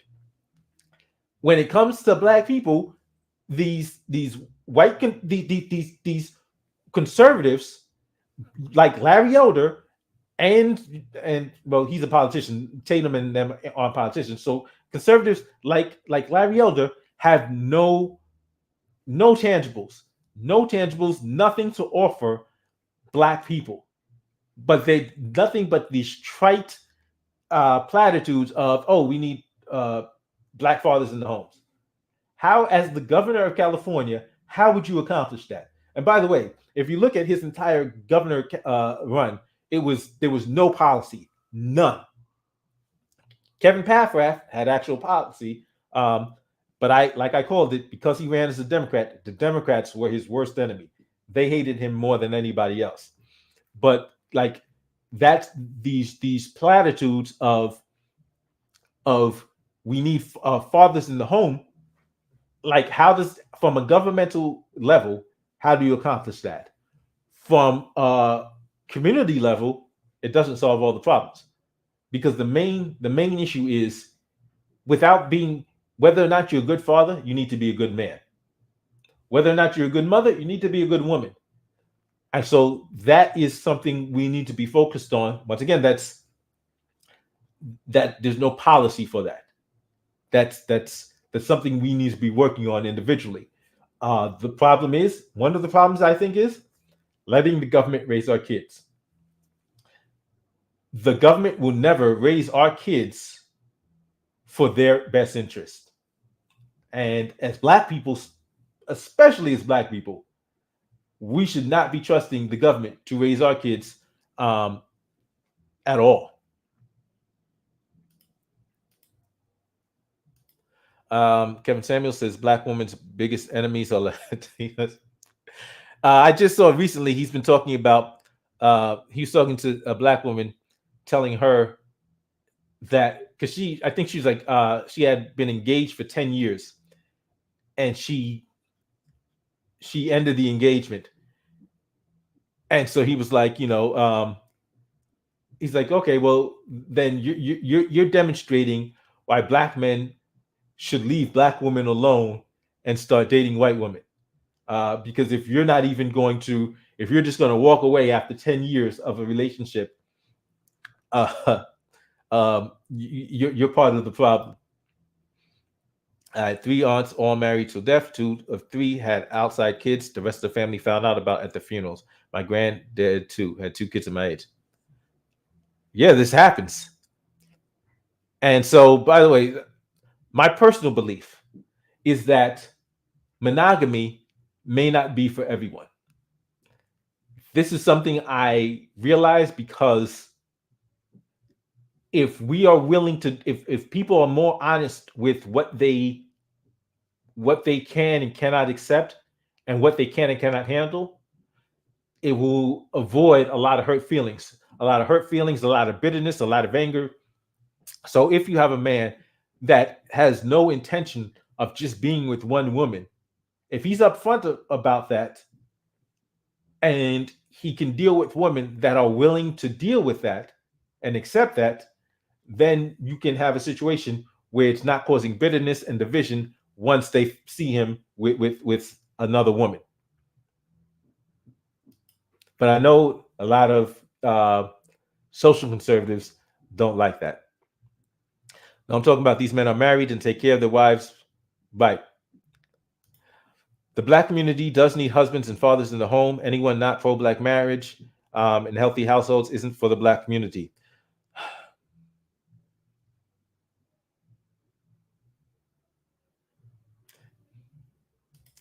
Imagine being so out of touch you are elder in a state with tons of Black people and then be surprised when you lose.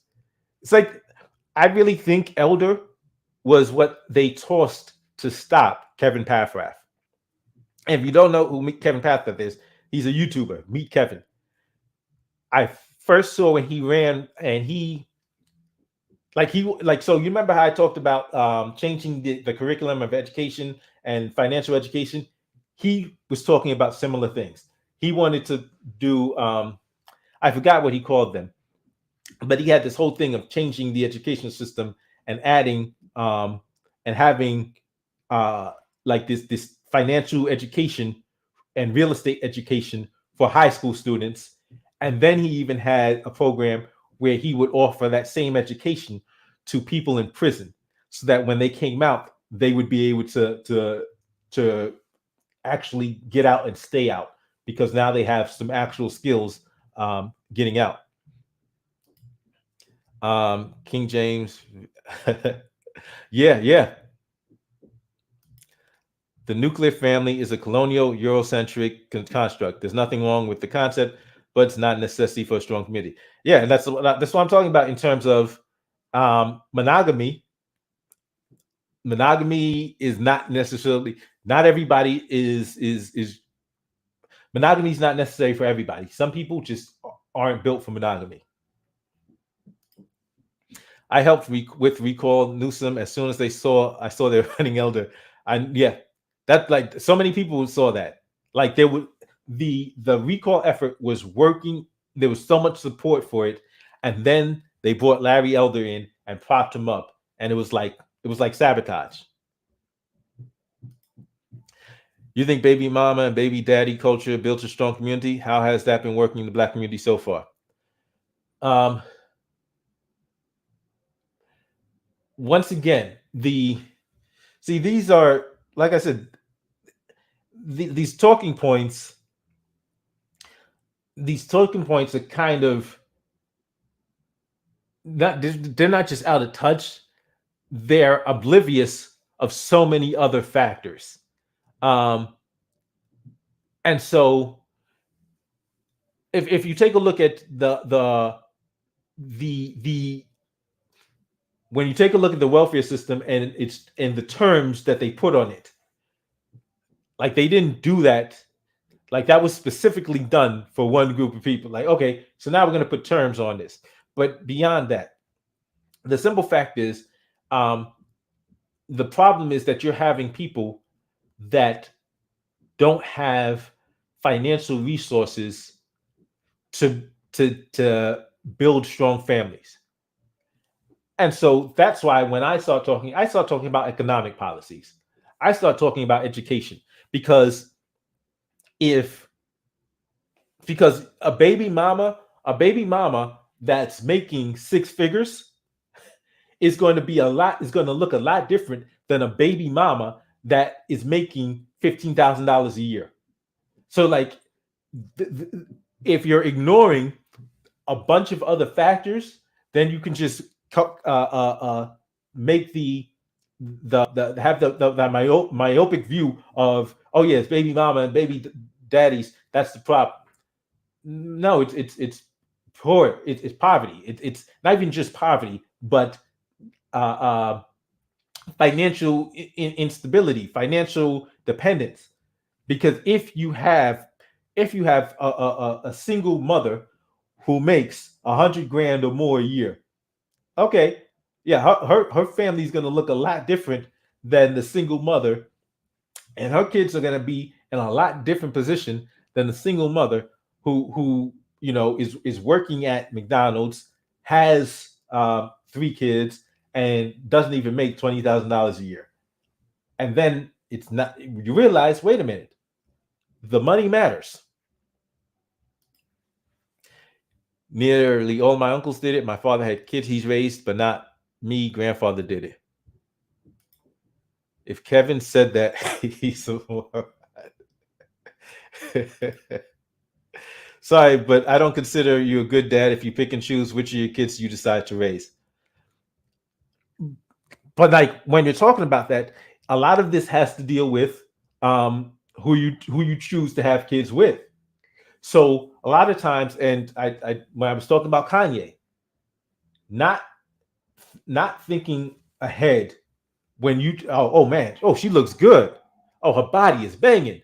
Like if that's your criteria, you're probably going to be it may be good for that night, maybe the months that y'all having fun together, but at some time the bill comes due, and when she turns to you one day and says, I'm pregnant, then you're going to realize, maybe I should have been looking at something more than just how good she looks, how banging her body is. Maybe I should have been looking at how compatible we are, what we want from a family for our kids.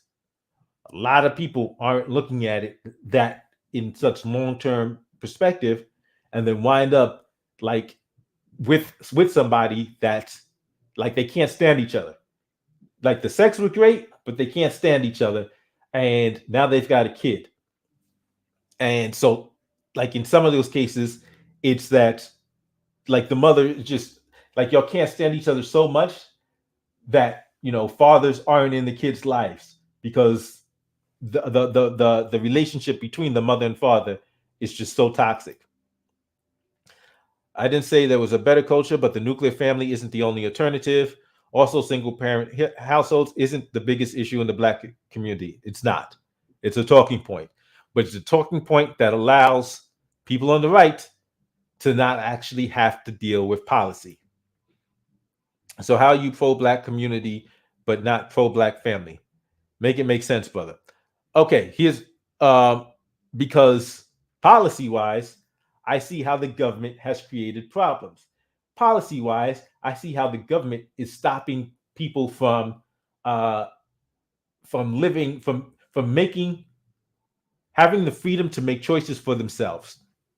So if we're starting from education, if we're going to criminal justice, and then when we come to it, if black people are in a position to make their own choices, that's what I'm for. I want black people to be able to make their own choices for themselves and not have to be dependent upon the system. I don't want black people being having to have their kids raised by the government, having to have their kids raised by a society that has been waging war on them for hundreds of years, by a system that has been waging war on them for hundreds of years.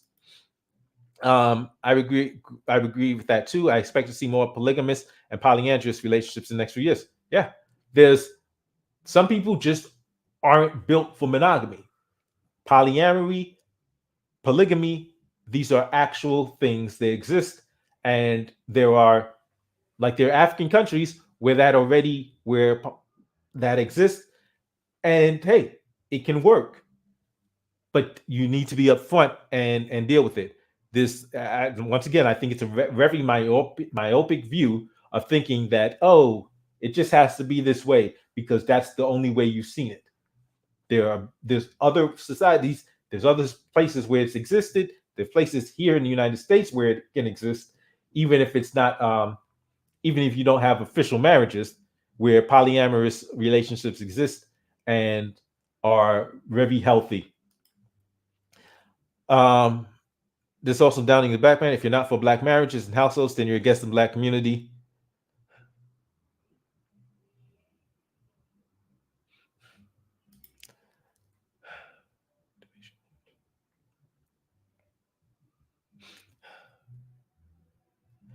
I don't consider it pro-black necessarily.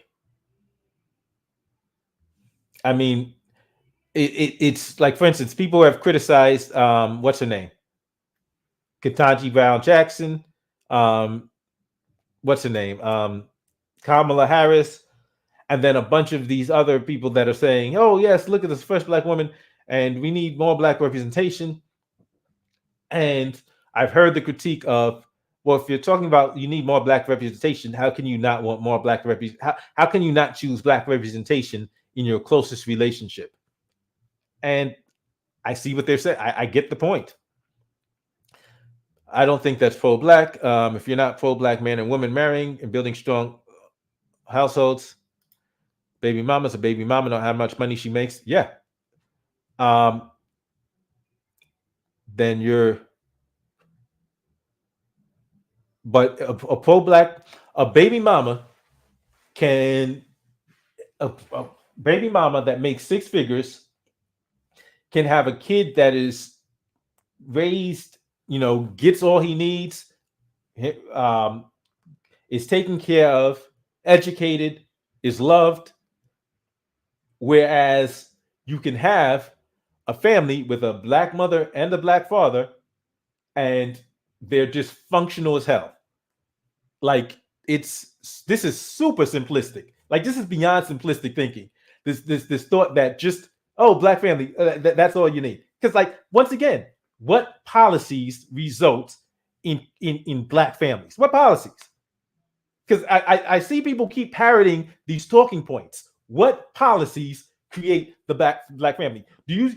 So are you saying that you want the government to make a policy that forces, if a black man gets a black woman pregnant, he has to marry her?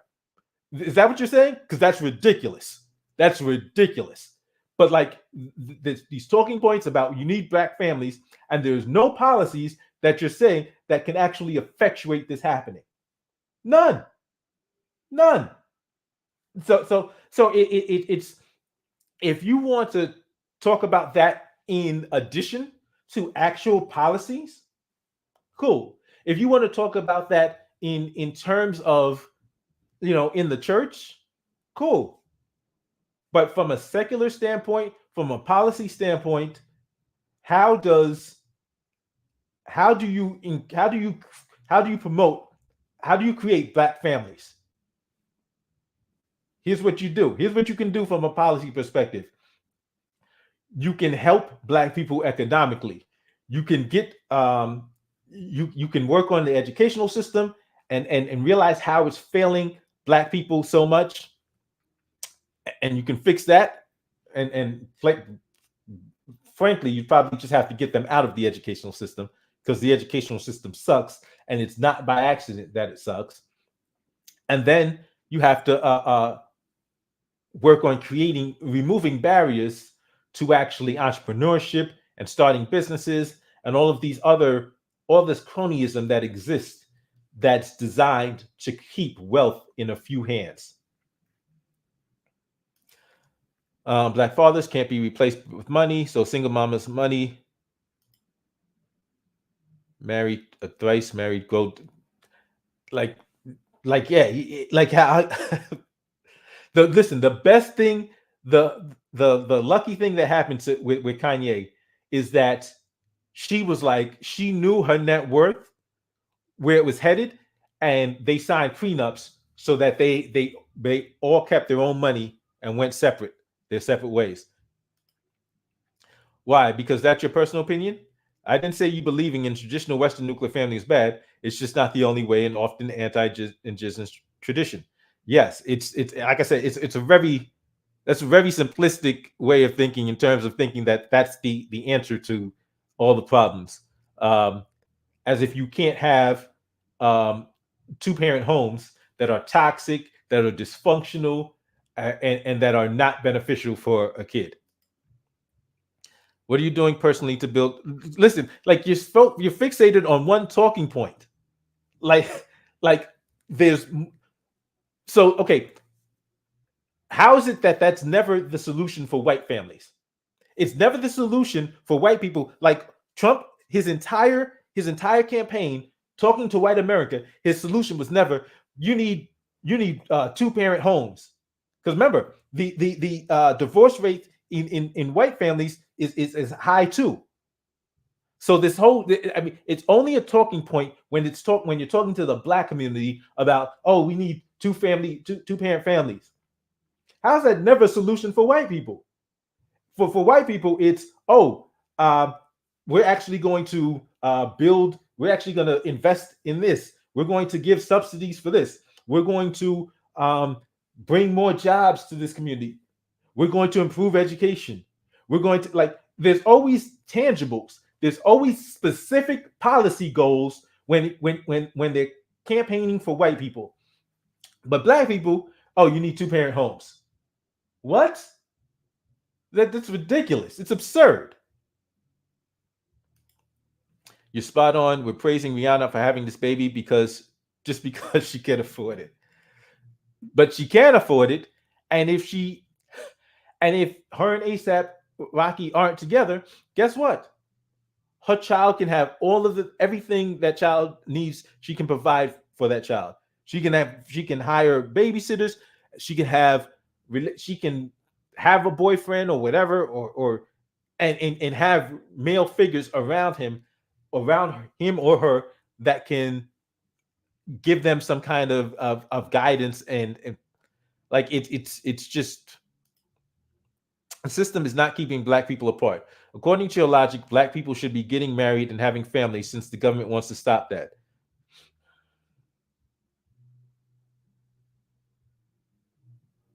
But I mean, isn't it a talking point of the right that the system is keeping? Because like that's one of Candace Owens' favorite talking points, that welfare is keeping fathers out of the home. So, like, can you give examples of how a system and society is waging war against black kids? Education, educational system. Okay. If you think that the educational system is harming white kids right now, because all over the country right now, you got a bunch of white conservatives claiming the educational system is a danger to their children. The system has been a danger to our kids for years. Like that's why you can't put our kids 13 years in the system, have them graduate without being able to read at grade level on par, and then say the system is doing its job. Because like all over the country, you've got school systems trying to get rid of testing.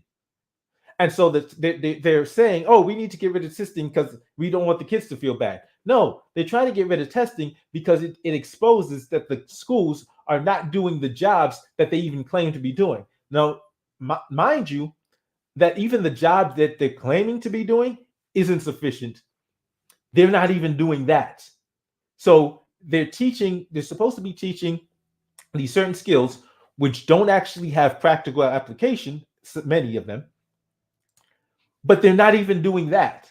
So they're not even giving the kids the education in science, the education in social studies, not even giving kids sufficient and accurately or even proficiently teaching these things. But on top of that, they're trying to cover it up by getting rid of standardized testing, because what it does is it exposes how ineffectual and how horrible the educational systems are. Then let's take a look at the criminal justice system, where the war on drugs exists, and the war on drugs is used as an excuse to violate people's rights and to lock up large numbers of Black and brown people. So, if you're whether you're locking up young Black kids or whether you're locking up their fathers, because you keep talking about having fathers in the home, so locking up fathers, pulling fathers out of their homes and putting them in cages isn't really helping the Black family. And if specifically to talk about the war on drugs, because a lot of people don't know this, and this relates to Joe Biden. One of the reasons why I hate Joe Biden, I've hated him for so long. Joe Biden actually created a law. It's known as the 100 to 1 law. It was known as the 100 to 1 law. And what that law did was, if you got caught with 5 grams, okay, if you got caught with 500 grams of cocaine, 500 grams of cocaine, you got 5 years in prison, mandatory. A mandatory 5 years in prison if you got caught with 500 grams of cocaine, powder cocaine. If you got caught under this law, if you got caught with 5 grams of crack cocaine, now remember, 500 grams of powder cocaine. If you got caught with 5 grams of crack cocaine, you got 5 years. So that 5 grams of crack cocaine was considered equal under this law to the 500 grams of powder cocaine. Guess who they were arresting for crack cocaine? Guess who they were charging with crack cocaine? Guess who, even if you only had powder cocaine, but they would go into your house, if they found baking soda, they would say, oh, you were going to turn it into crack cocaine and still charge you as if you had crack cocaine. And guess who was being targeted with these laws? If you can't guess, it was Black people. Black people were being targeted with these laws. And so the war on drugs was one of these policies that was used to create a system of mass incarceration. And that's why there are a bunch of people that hate Joe Biden, including myself, and that like the fact that he is the president of the United States and the fact that he was the Democratic nominee tells you something about the Democratic Party.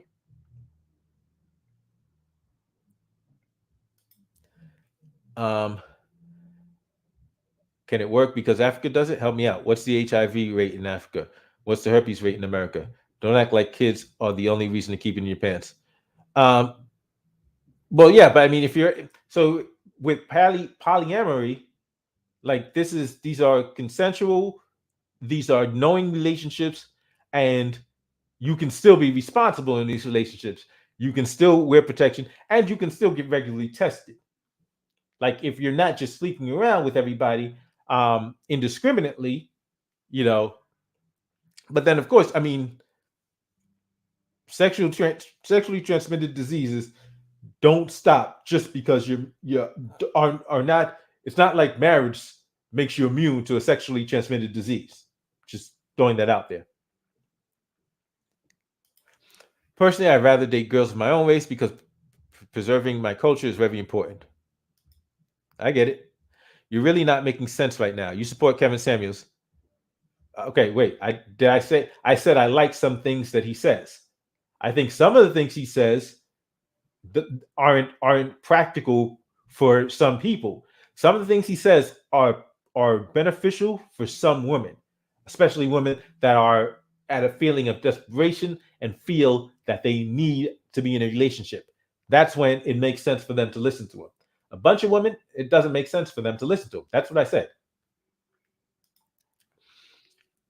That's a long discussion that is deep for this chat platform. The main thing is to promote community responsibility over individualism to certain degrees. Be your brother's keeper. I think race mixing is fine as long as you support and don't sell out your own and understand how to have complex race talks with your kids. Listen, like I said, I'm not faulting anyone because they're married to a non-Black person. The question is, in some cases, it's about why they're married to a non-Black person. What are you personally doing now that do you think is helping build up the Black community? I'm married to a Black man who is right here with me.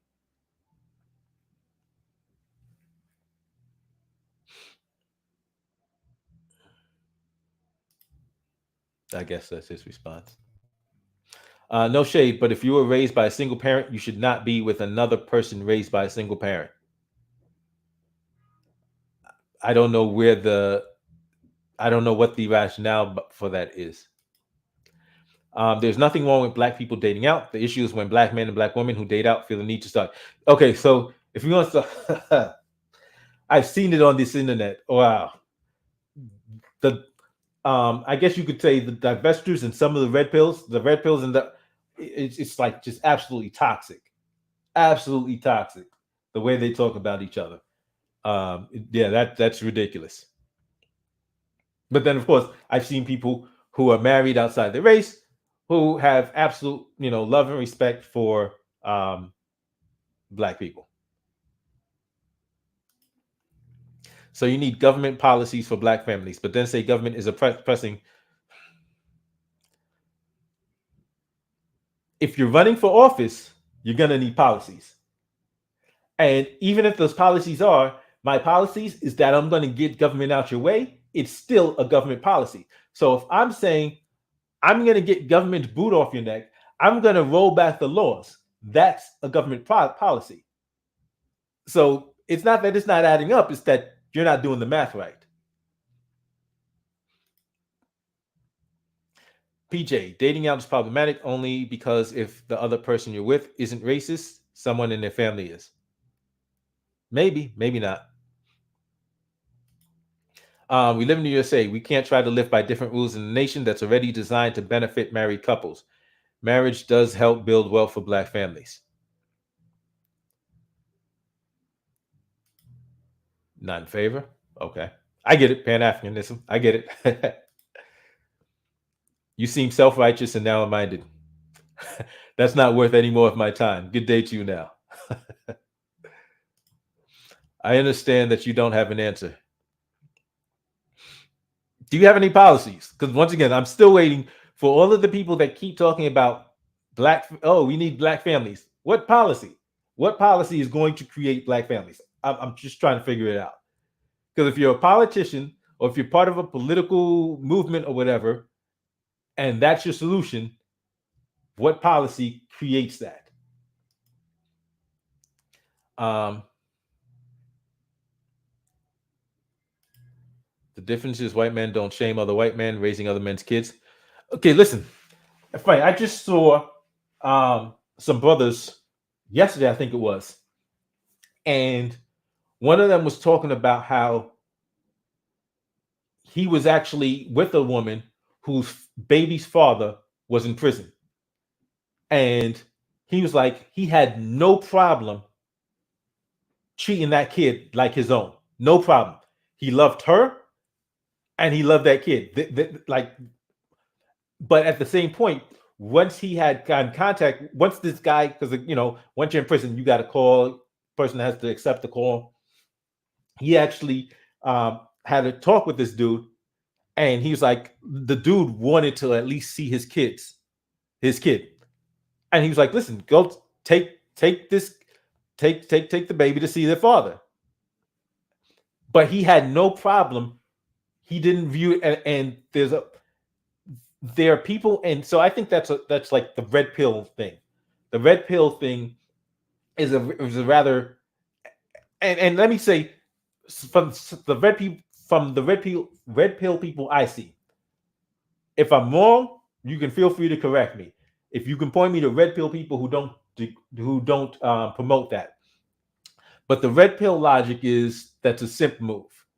And I think the red pill logic is very simplistic, very juvenile, and it's it's real simple minded, and it's born out of a dislike for women. That's what I see of the red pill philosophy. And mind you, it's there's no central Bible of what red pill is. So I'm basing this on people like Fresh and Fit. So I look at people like Fresh and Fit that I think are considered red pill, and I see them being simplistic, being juvenile, and having just these simple and basically having a dislike of women and having issues, unresolved issues. So a lot of these times, these guys gotten hurt by women, and so their way of dealing with that is to basically wage war on women. And I think it shows a lack of maturity, and basically like it's some emotionalism. So for all the talk of being macho, being alpha, that's not alpha. If dudes is just so much in their emotions that they can't get over their emotions, they can't deal with their emotions, they can't process them, and they're just bitter and hurt for the rest of their lives. That seems that doesn't seem very alpha like behavior for me.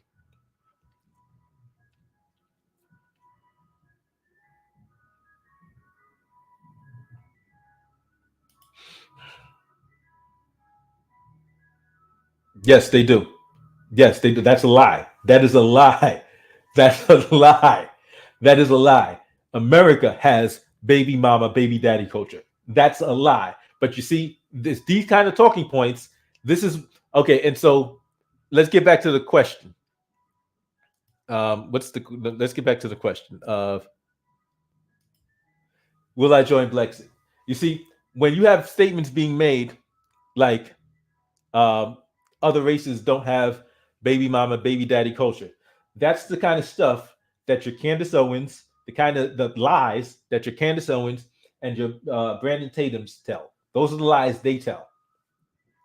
And so there's a lot of people within the organization that don't know better that believe it because they've heard it from them.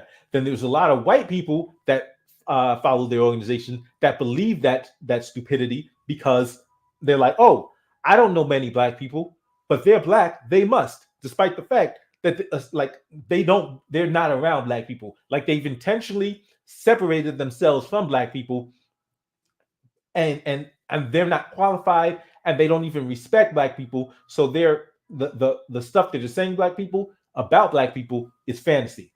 No, baby mama, baby daddy's culture is not a black thing.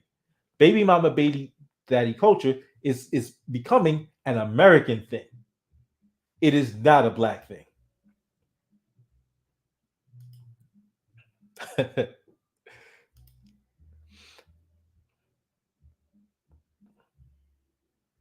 I mean, like I said, I don't knock it. Listen, if you're dating somebody that doesn't respect you, like if you're dating somebody that says, "Oh, you're one of the good ones," you should stop dating that person. If you're dating somebody that says, I don't normally, you know, or that has a whole bunch of negative stuff to say about black people, yeah, that's not a good thing. If you're dating someone outside your race and you're the one that has a bunch of negative stuff to say about black people, once again, they should be the one to leave you alone because like that's a problem.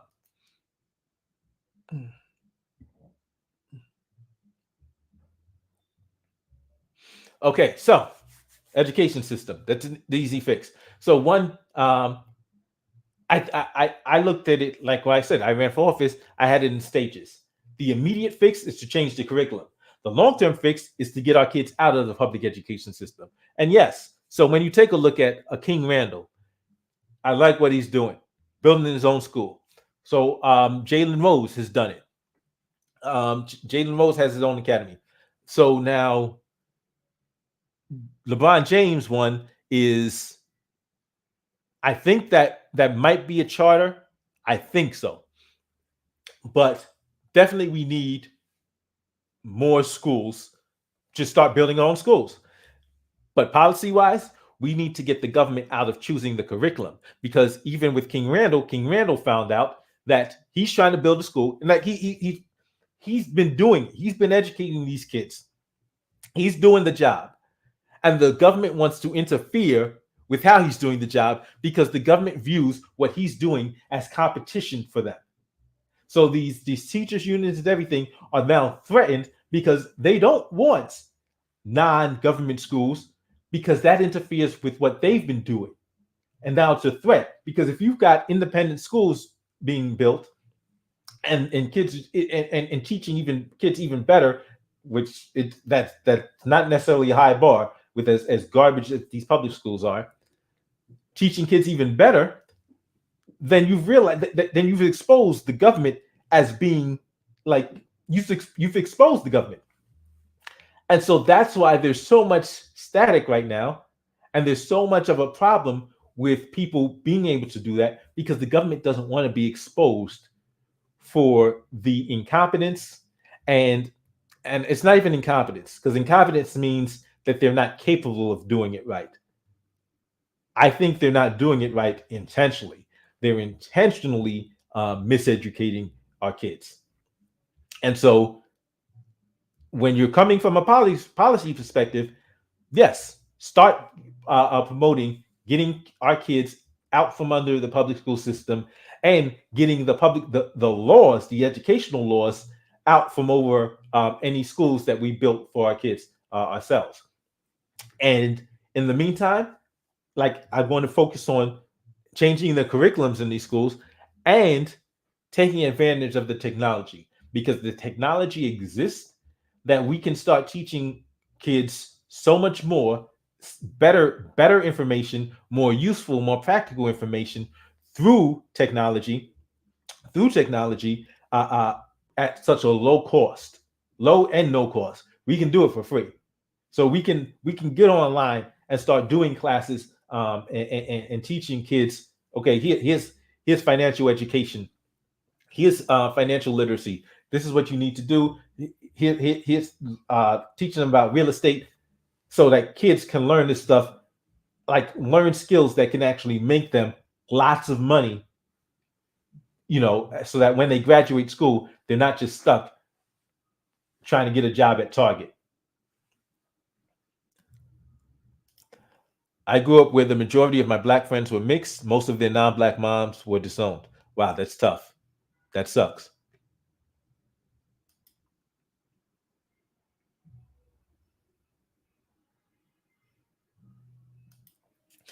Okay, so according to you, black fathers and husbands in the home isn't important. So this is about the war on drugs. Um, Locking people in cages for selling or for using something that people want is number one. So number one, the federal war on drugs is a violation of the Constitution for multiple reasons. Two, I would also argue that the state level war on drugs is a violation because, like, we own our bodies. And so the government telling us what we can and cannot put in the bodies is a problem. The government using this as an excuse to throw people in cages is a problem.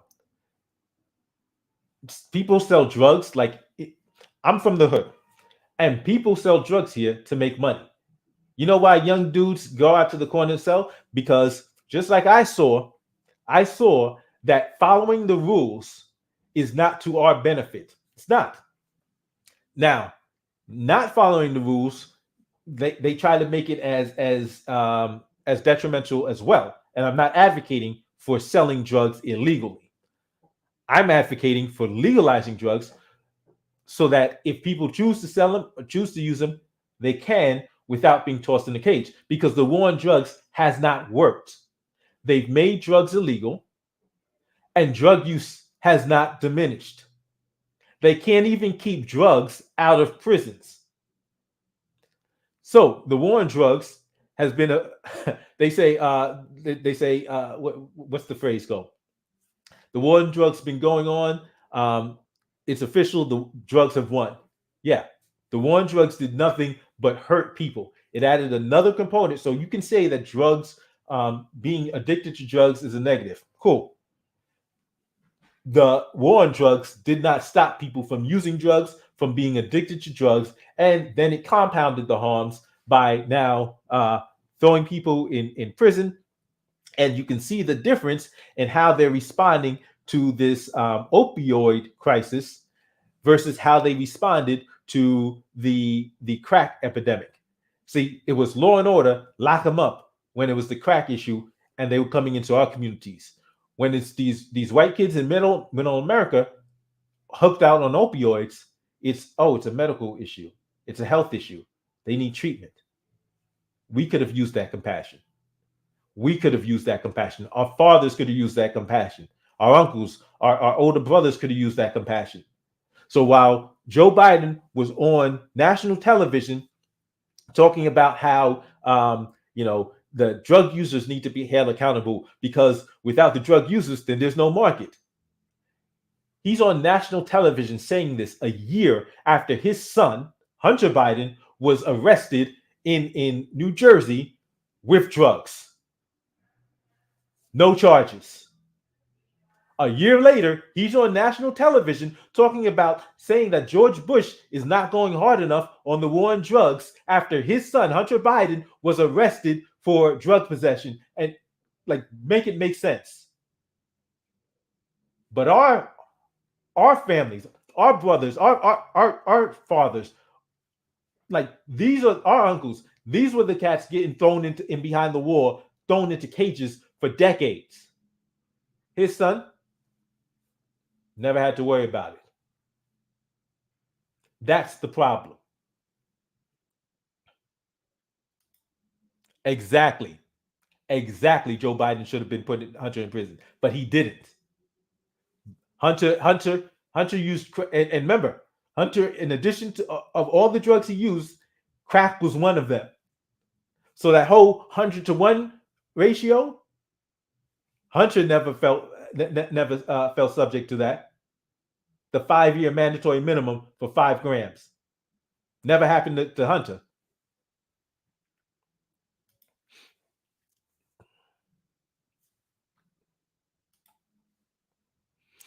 Well, if mixed ain't black, how is dating out okay?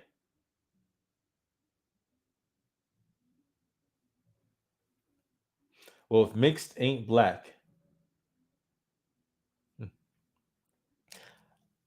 what you choose to do is what you choose to do.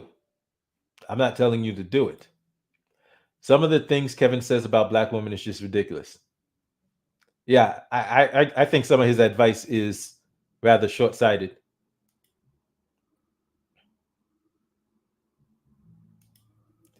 I have a black friend that says he prefers white girls because they are easier and attractive.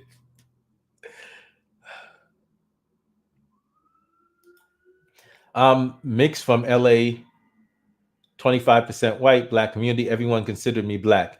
Never questioned me. These are my people all the same. Even Omar Johnson agrees with this as well.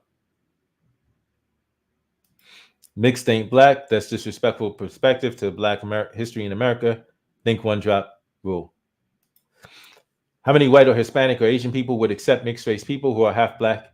Yet when I point out that mixed people aren't black, I'm wrong. Some people agree with you, some people don't. Um, in fact, there was just Foxo had a panel on that like a week or two ago, and it was an interesting panel. The fact that you're looking for a policy to help Black families is as the answer as to why we won't have Black families.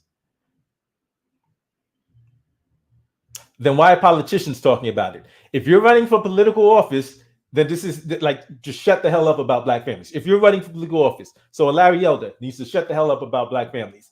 What is he doing politically? Right now, number one. Number two, what is he doing for white families? Because he's not talking about white families. Oh, we need white families for as a solution. He's not talking about that. So how is it a different set of solutions? Oh, white people need jobs. White people need more dollars in education. White people need subsidies for farming. White families need more loans, more. We need to be building, doing stuff with mining and fracking and giving them more opportunities. How's it? This is the answer for white people, but none of those answers. These politicians on the right have none of those answers for Black people. How is that? Because now it seems like you're intentionally offering no solutions for the Black community. Because even Trump gets up there, says, "Oh, we will never be a socialist nation," and then says, "Oh, but we're not going to touch your Medicare, your Medicare and Social Security." What?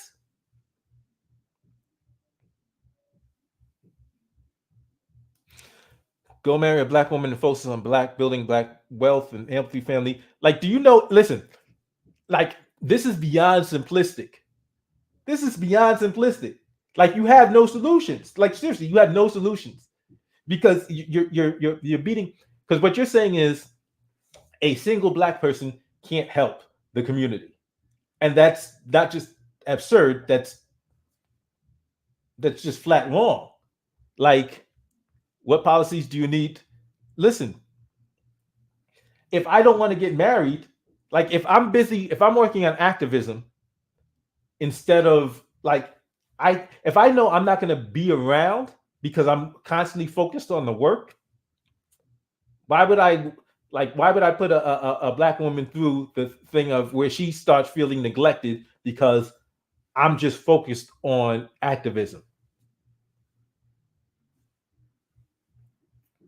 Different people have different jobs. Like sometimes you got to think a little bit, just think a little bit bigger. Just open your mind. Just get rid of the talking points and actually start thinking things through. You need some in a healthy society. You're gonna have warriors. You're gonna have fathers. You're gonna have farmers. You're gonna have all kinds of different things in a healthy society.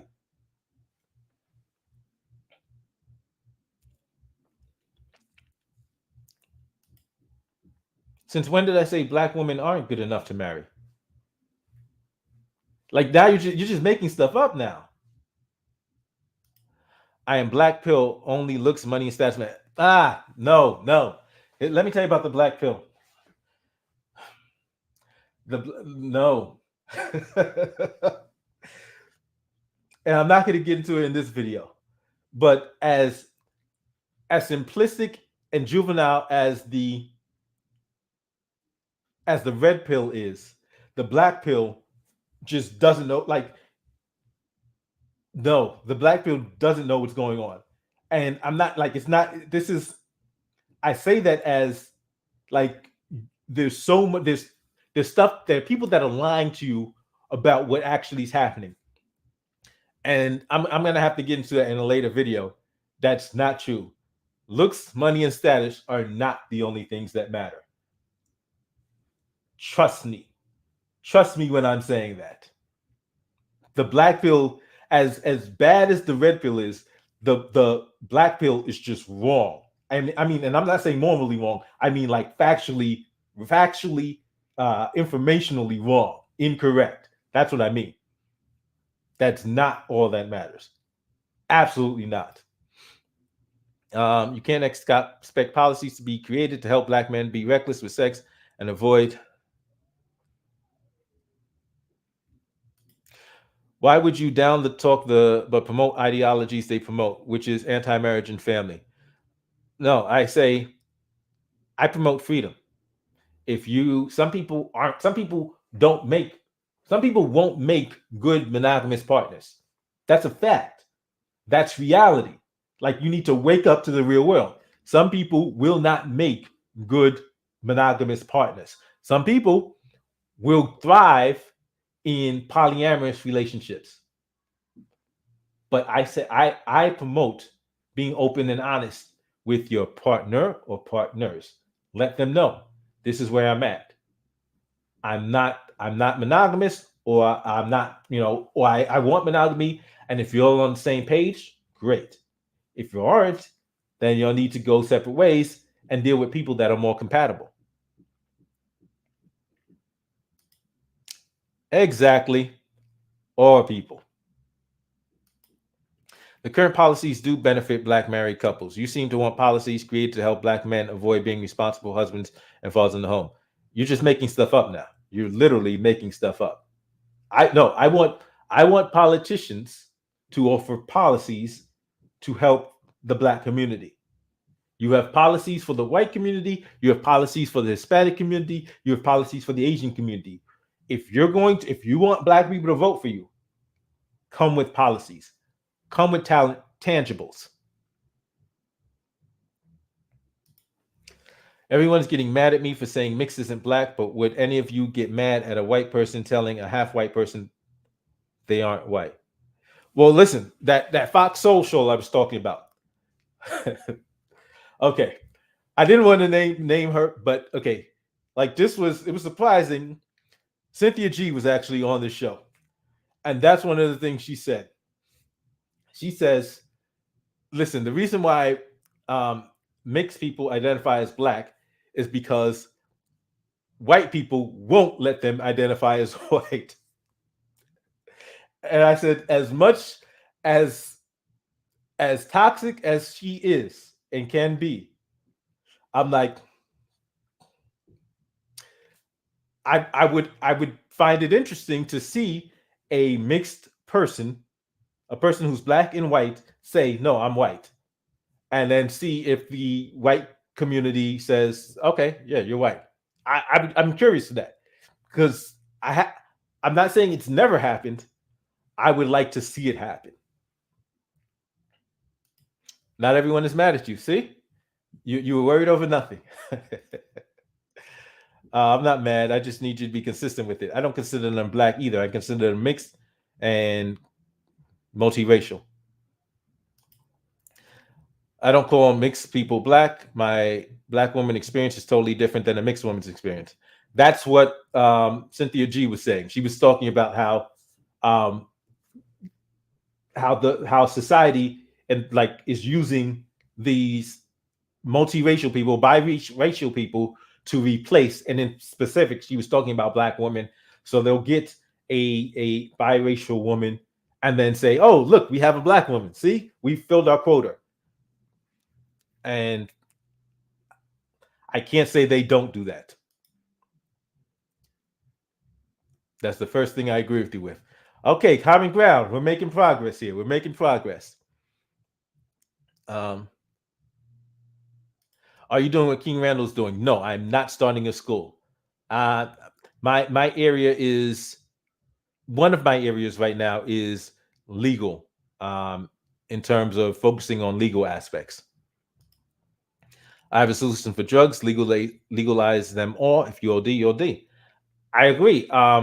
In terms of legalizing all drugs, and once drugs are legalized, people can be in a position that if they have a problem, if they're addicted, because listen, there are people that use drugs recreationally. Marijuana, sorry, marijuana is being legalized all over the place. Alcohol is a drug. Many of us use it responsibly. Some of us don't. Some of us drink to excess, and get in trouble, harm people. So just because you're using a drug doesn't mean you're abusing a drug. But I think legalizing the drugs and allowing people that if they are in a position where they are addicted to the drug, now they can get treatment. I think that's a far better solution than just throwing people in cages.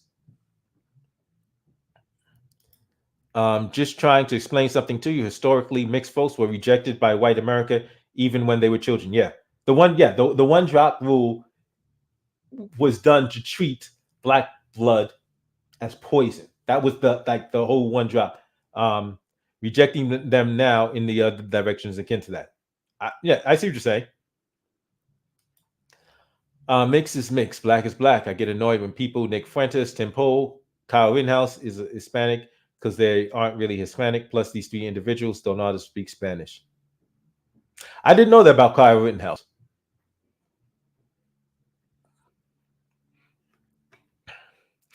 I do admit mixed people have identity crisis, and it's because we haven't ever gotten to the we don't want to have the honest discussions about race. And I've got to find this because they tried to do this once. Like it was after Ferguson, it was shortly after Ferguson, and they tried to do it, and it was a nice attempt, but we need to be doing that on a larger scale, on a more consistent scale, and a better job of it. I thought Trump making up stuff. No. That's real. So even the laptop is real. But even before the laptop, Hunter Biden, yeah, was a heavy drug user, drug addict. That mixed comment was for the PJ. All right. You can date out if you want to. That doesn't mean your mixed kids are blacks. I don't have a problem with mixed people. I just don't think they are black. I agree. Only a black woman, only a black man and black woman can create a black child. I said exactly what I said. You're promoting dangerous sexual behaviors. Listen, polyamory is not dangerous sexual behavior. You see one thing and you think it's the only way to be. It's just not. That's just not factually correct. It's just not factually correct. You can have polygamous. You can have polygamous family units. You can have single parent family units. There may be some drawbacks, but there's ways to mitigate a bunch of those drawbacks. And it's not the government's job to force people to be married. So my daughter's black mother's inherited DNA is null and void. You can call her mixed, and that's fine. It doesn't minimize her black genetics or her white ones. She's both rather than neither. Will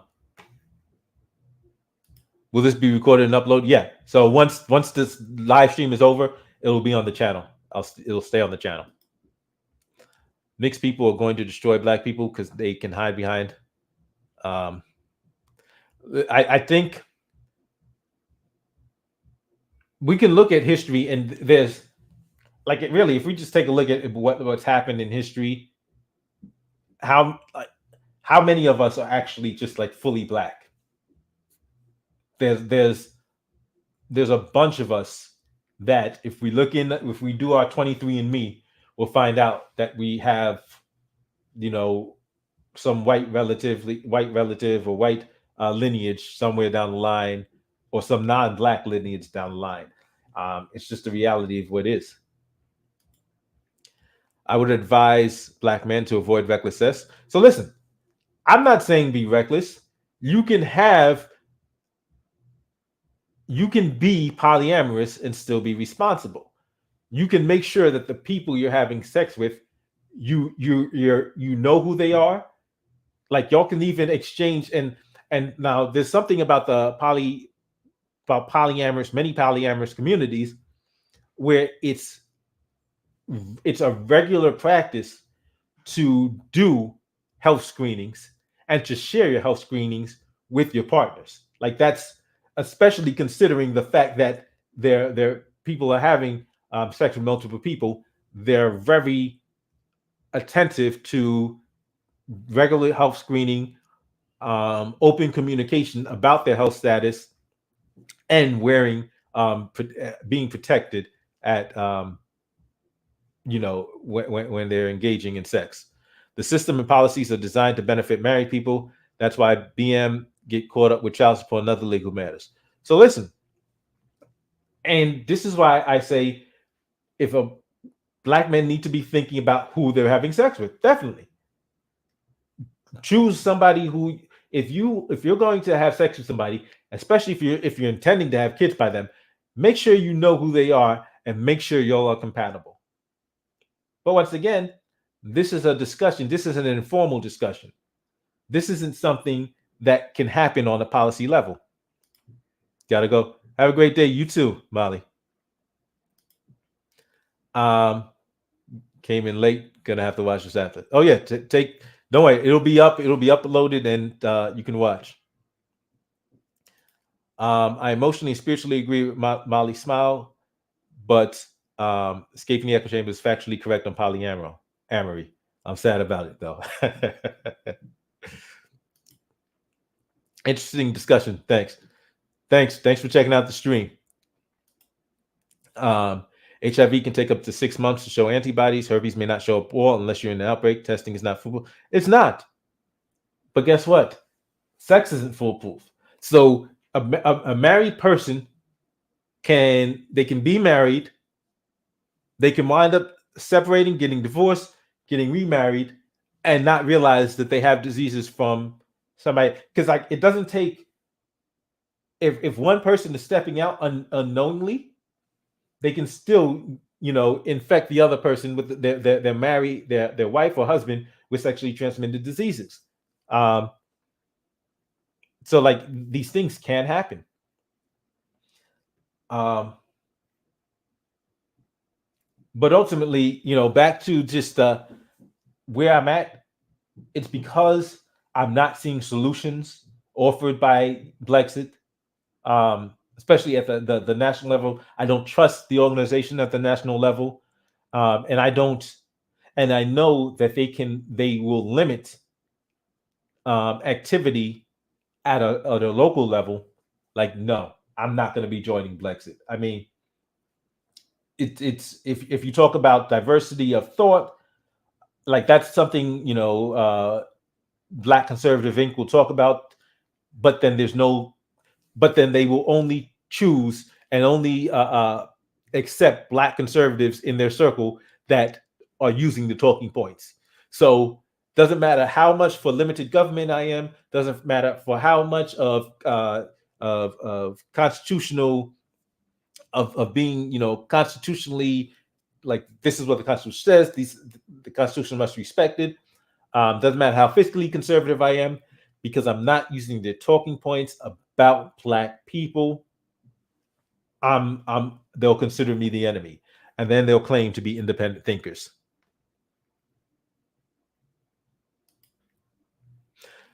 I'm saying they can choose who they sleep with. I'm also letting them know there's consequences. So remember, just because you sleep with more than one person doesn't mean you're not being careful in who those like if you're sleeping with two different women, doesn't mean you haven't carefully chosen those two women. Like this, and that's what I'm saying. I have to keep using that word myopic. Like you act if I've only seen this, so nothing else can exist and be positive. Nothing else outside of this can be positive. And it's just so short-sighted. Because you'll have monogamous, so-called monogamous relationships where people are telling each other they're going to be monogamous.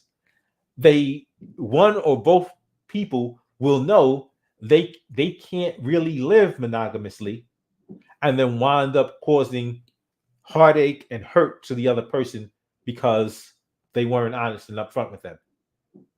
Whereas if they told them, listen, like I'm the way I am, like I get energy from different people. And if they're willing to accept it, good. If they're not, then you say, okay, I guess we're not compatible.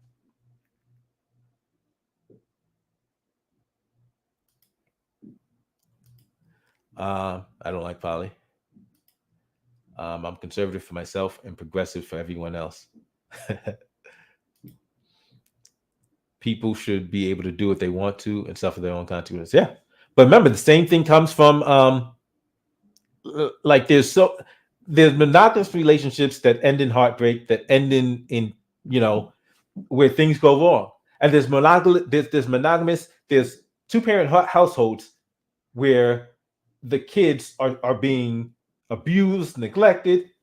Like, just having two parents in the household is not some magical cure-all, but that's what the talking point is. The talking point acts like just having two parents in the home. Okay, everything's solved. Like, no, that's not how it works. It's not reality. It's just Kenny. Good evening, Kenny. I would support legal polygamy, not polyamory. But I mean, listen, there's polyamory already exists in terms of, people can have as many partners as they choose to, whatever. But polygamy, in terms of, I definitely think polygamy should be, if people want to get married to more than one person, I think it can actually be a good thing for some families, where you can have like a very different looking community of that are raising the child. So what would you tell young men who would follow your advice? I didn't give them advice. So let me say, I didn't give them advice to be polyamorous. I gave them advice that if they're polyamorous, they need to be upfront with their partners about it. That's my advice. If you're polyamorous, be real with your partner. Don't lie to the woman and tell her you're going to be monogamous when you know you're not going to be, because that's when you have an ex-wife who's taking you to the cleaners because you knew you weren't going to do what you said you were going to do. You knew you weren't going to be faithful, and now you're like, oh, family court suck. The system is against. Like, hey, you should have been upfront with her that you weren't going to. That monogamy is not for you. But you got to know yourself. End up getting a woman pregnant out of wedlock, and then once again, if you're having, whenever you're having sex, whether in or out of wedlock, do you actually want kids? If you do want kids, make sure the person you're having kids with, in or out of wedlock, is compatible with you. Because Kanye had kids with a woman whom he may not have been as compatible with as he thought. And now he's feeling it. In fact, he wasn't, well, because I think he was even somewhat religious then. And maybe he changed. But if you're not compatible with your wife or your girlfriend, and you'll have kids together, that's going to be an issue. And if you're not compatible as a couple and as parents, that's going to be an issue, and problems are going to arise. There's going to be friction in raising the kids. This current system doesn't support what you're talking about. But if we know, so my whole point is, if men know that the system is skewed against fathers, then you better be careful about who you have sex with. That's what it is. That's what I'm saying. I'm saying you should be careful, but at the same point, I'm not saying that because that saves you stress. That doesn't solve all of the Black community's problems. So not having random sex with women may keep you from having the stress of having a bunch of kids that you now have to pay child support for. It may save you from that fate, but it doesn't automatically solve all of the problems of the Black community. About cheating, I tell my husband, death do us part, and if he cheats, that's what it's going to be.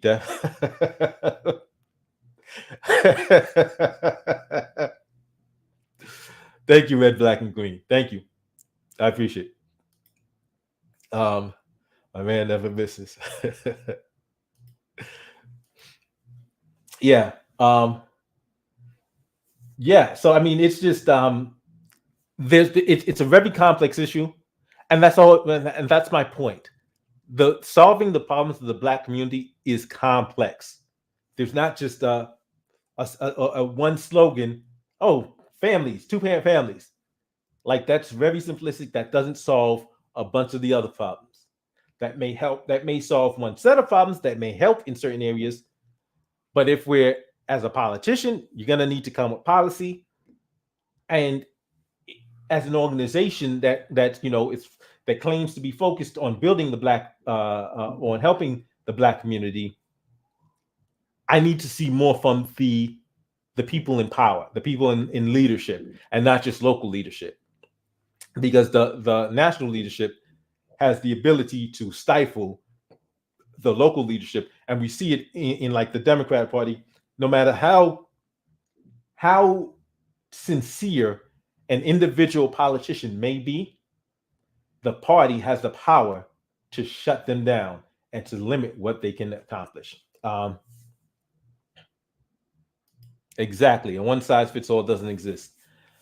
So yeah, I want to thank everybody for joining the stream. This was a lively stream, very lively stream. Coming on the stream. Want to thank Jay. Want to thank Jay for the super chat, of course, as always. Thank you. I really appreciate it. And so I'm about to end the stream. And thank you for checking it out. Thank you for checking out the stream. I'll be coming on, and I'm going to be talking about some of the other issues soon, like red pill, black pill. But we got to chop it up some more. We got some more things to talk about. Thanks everyone for checking out the stream. Have a good evening. Enjoy the rest of your Saturday. I'll see you next time.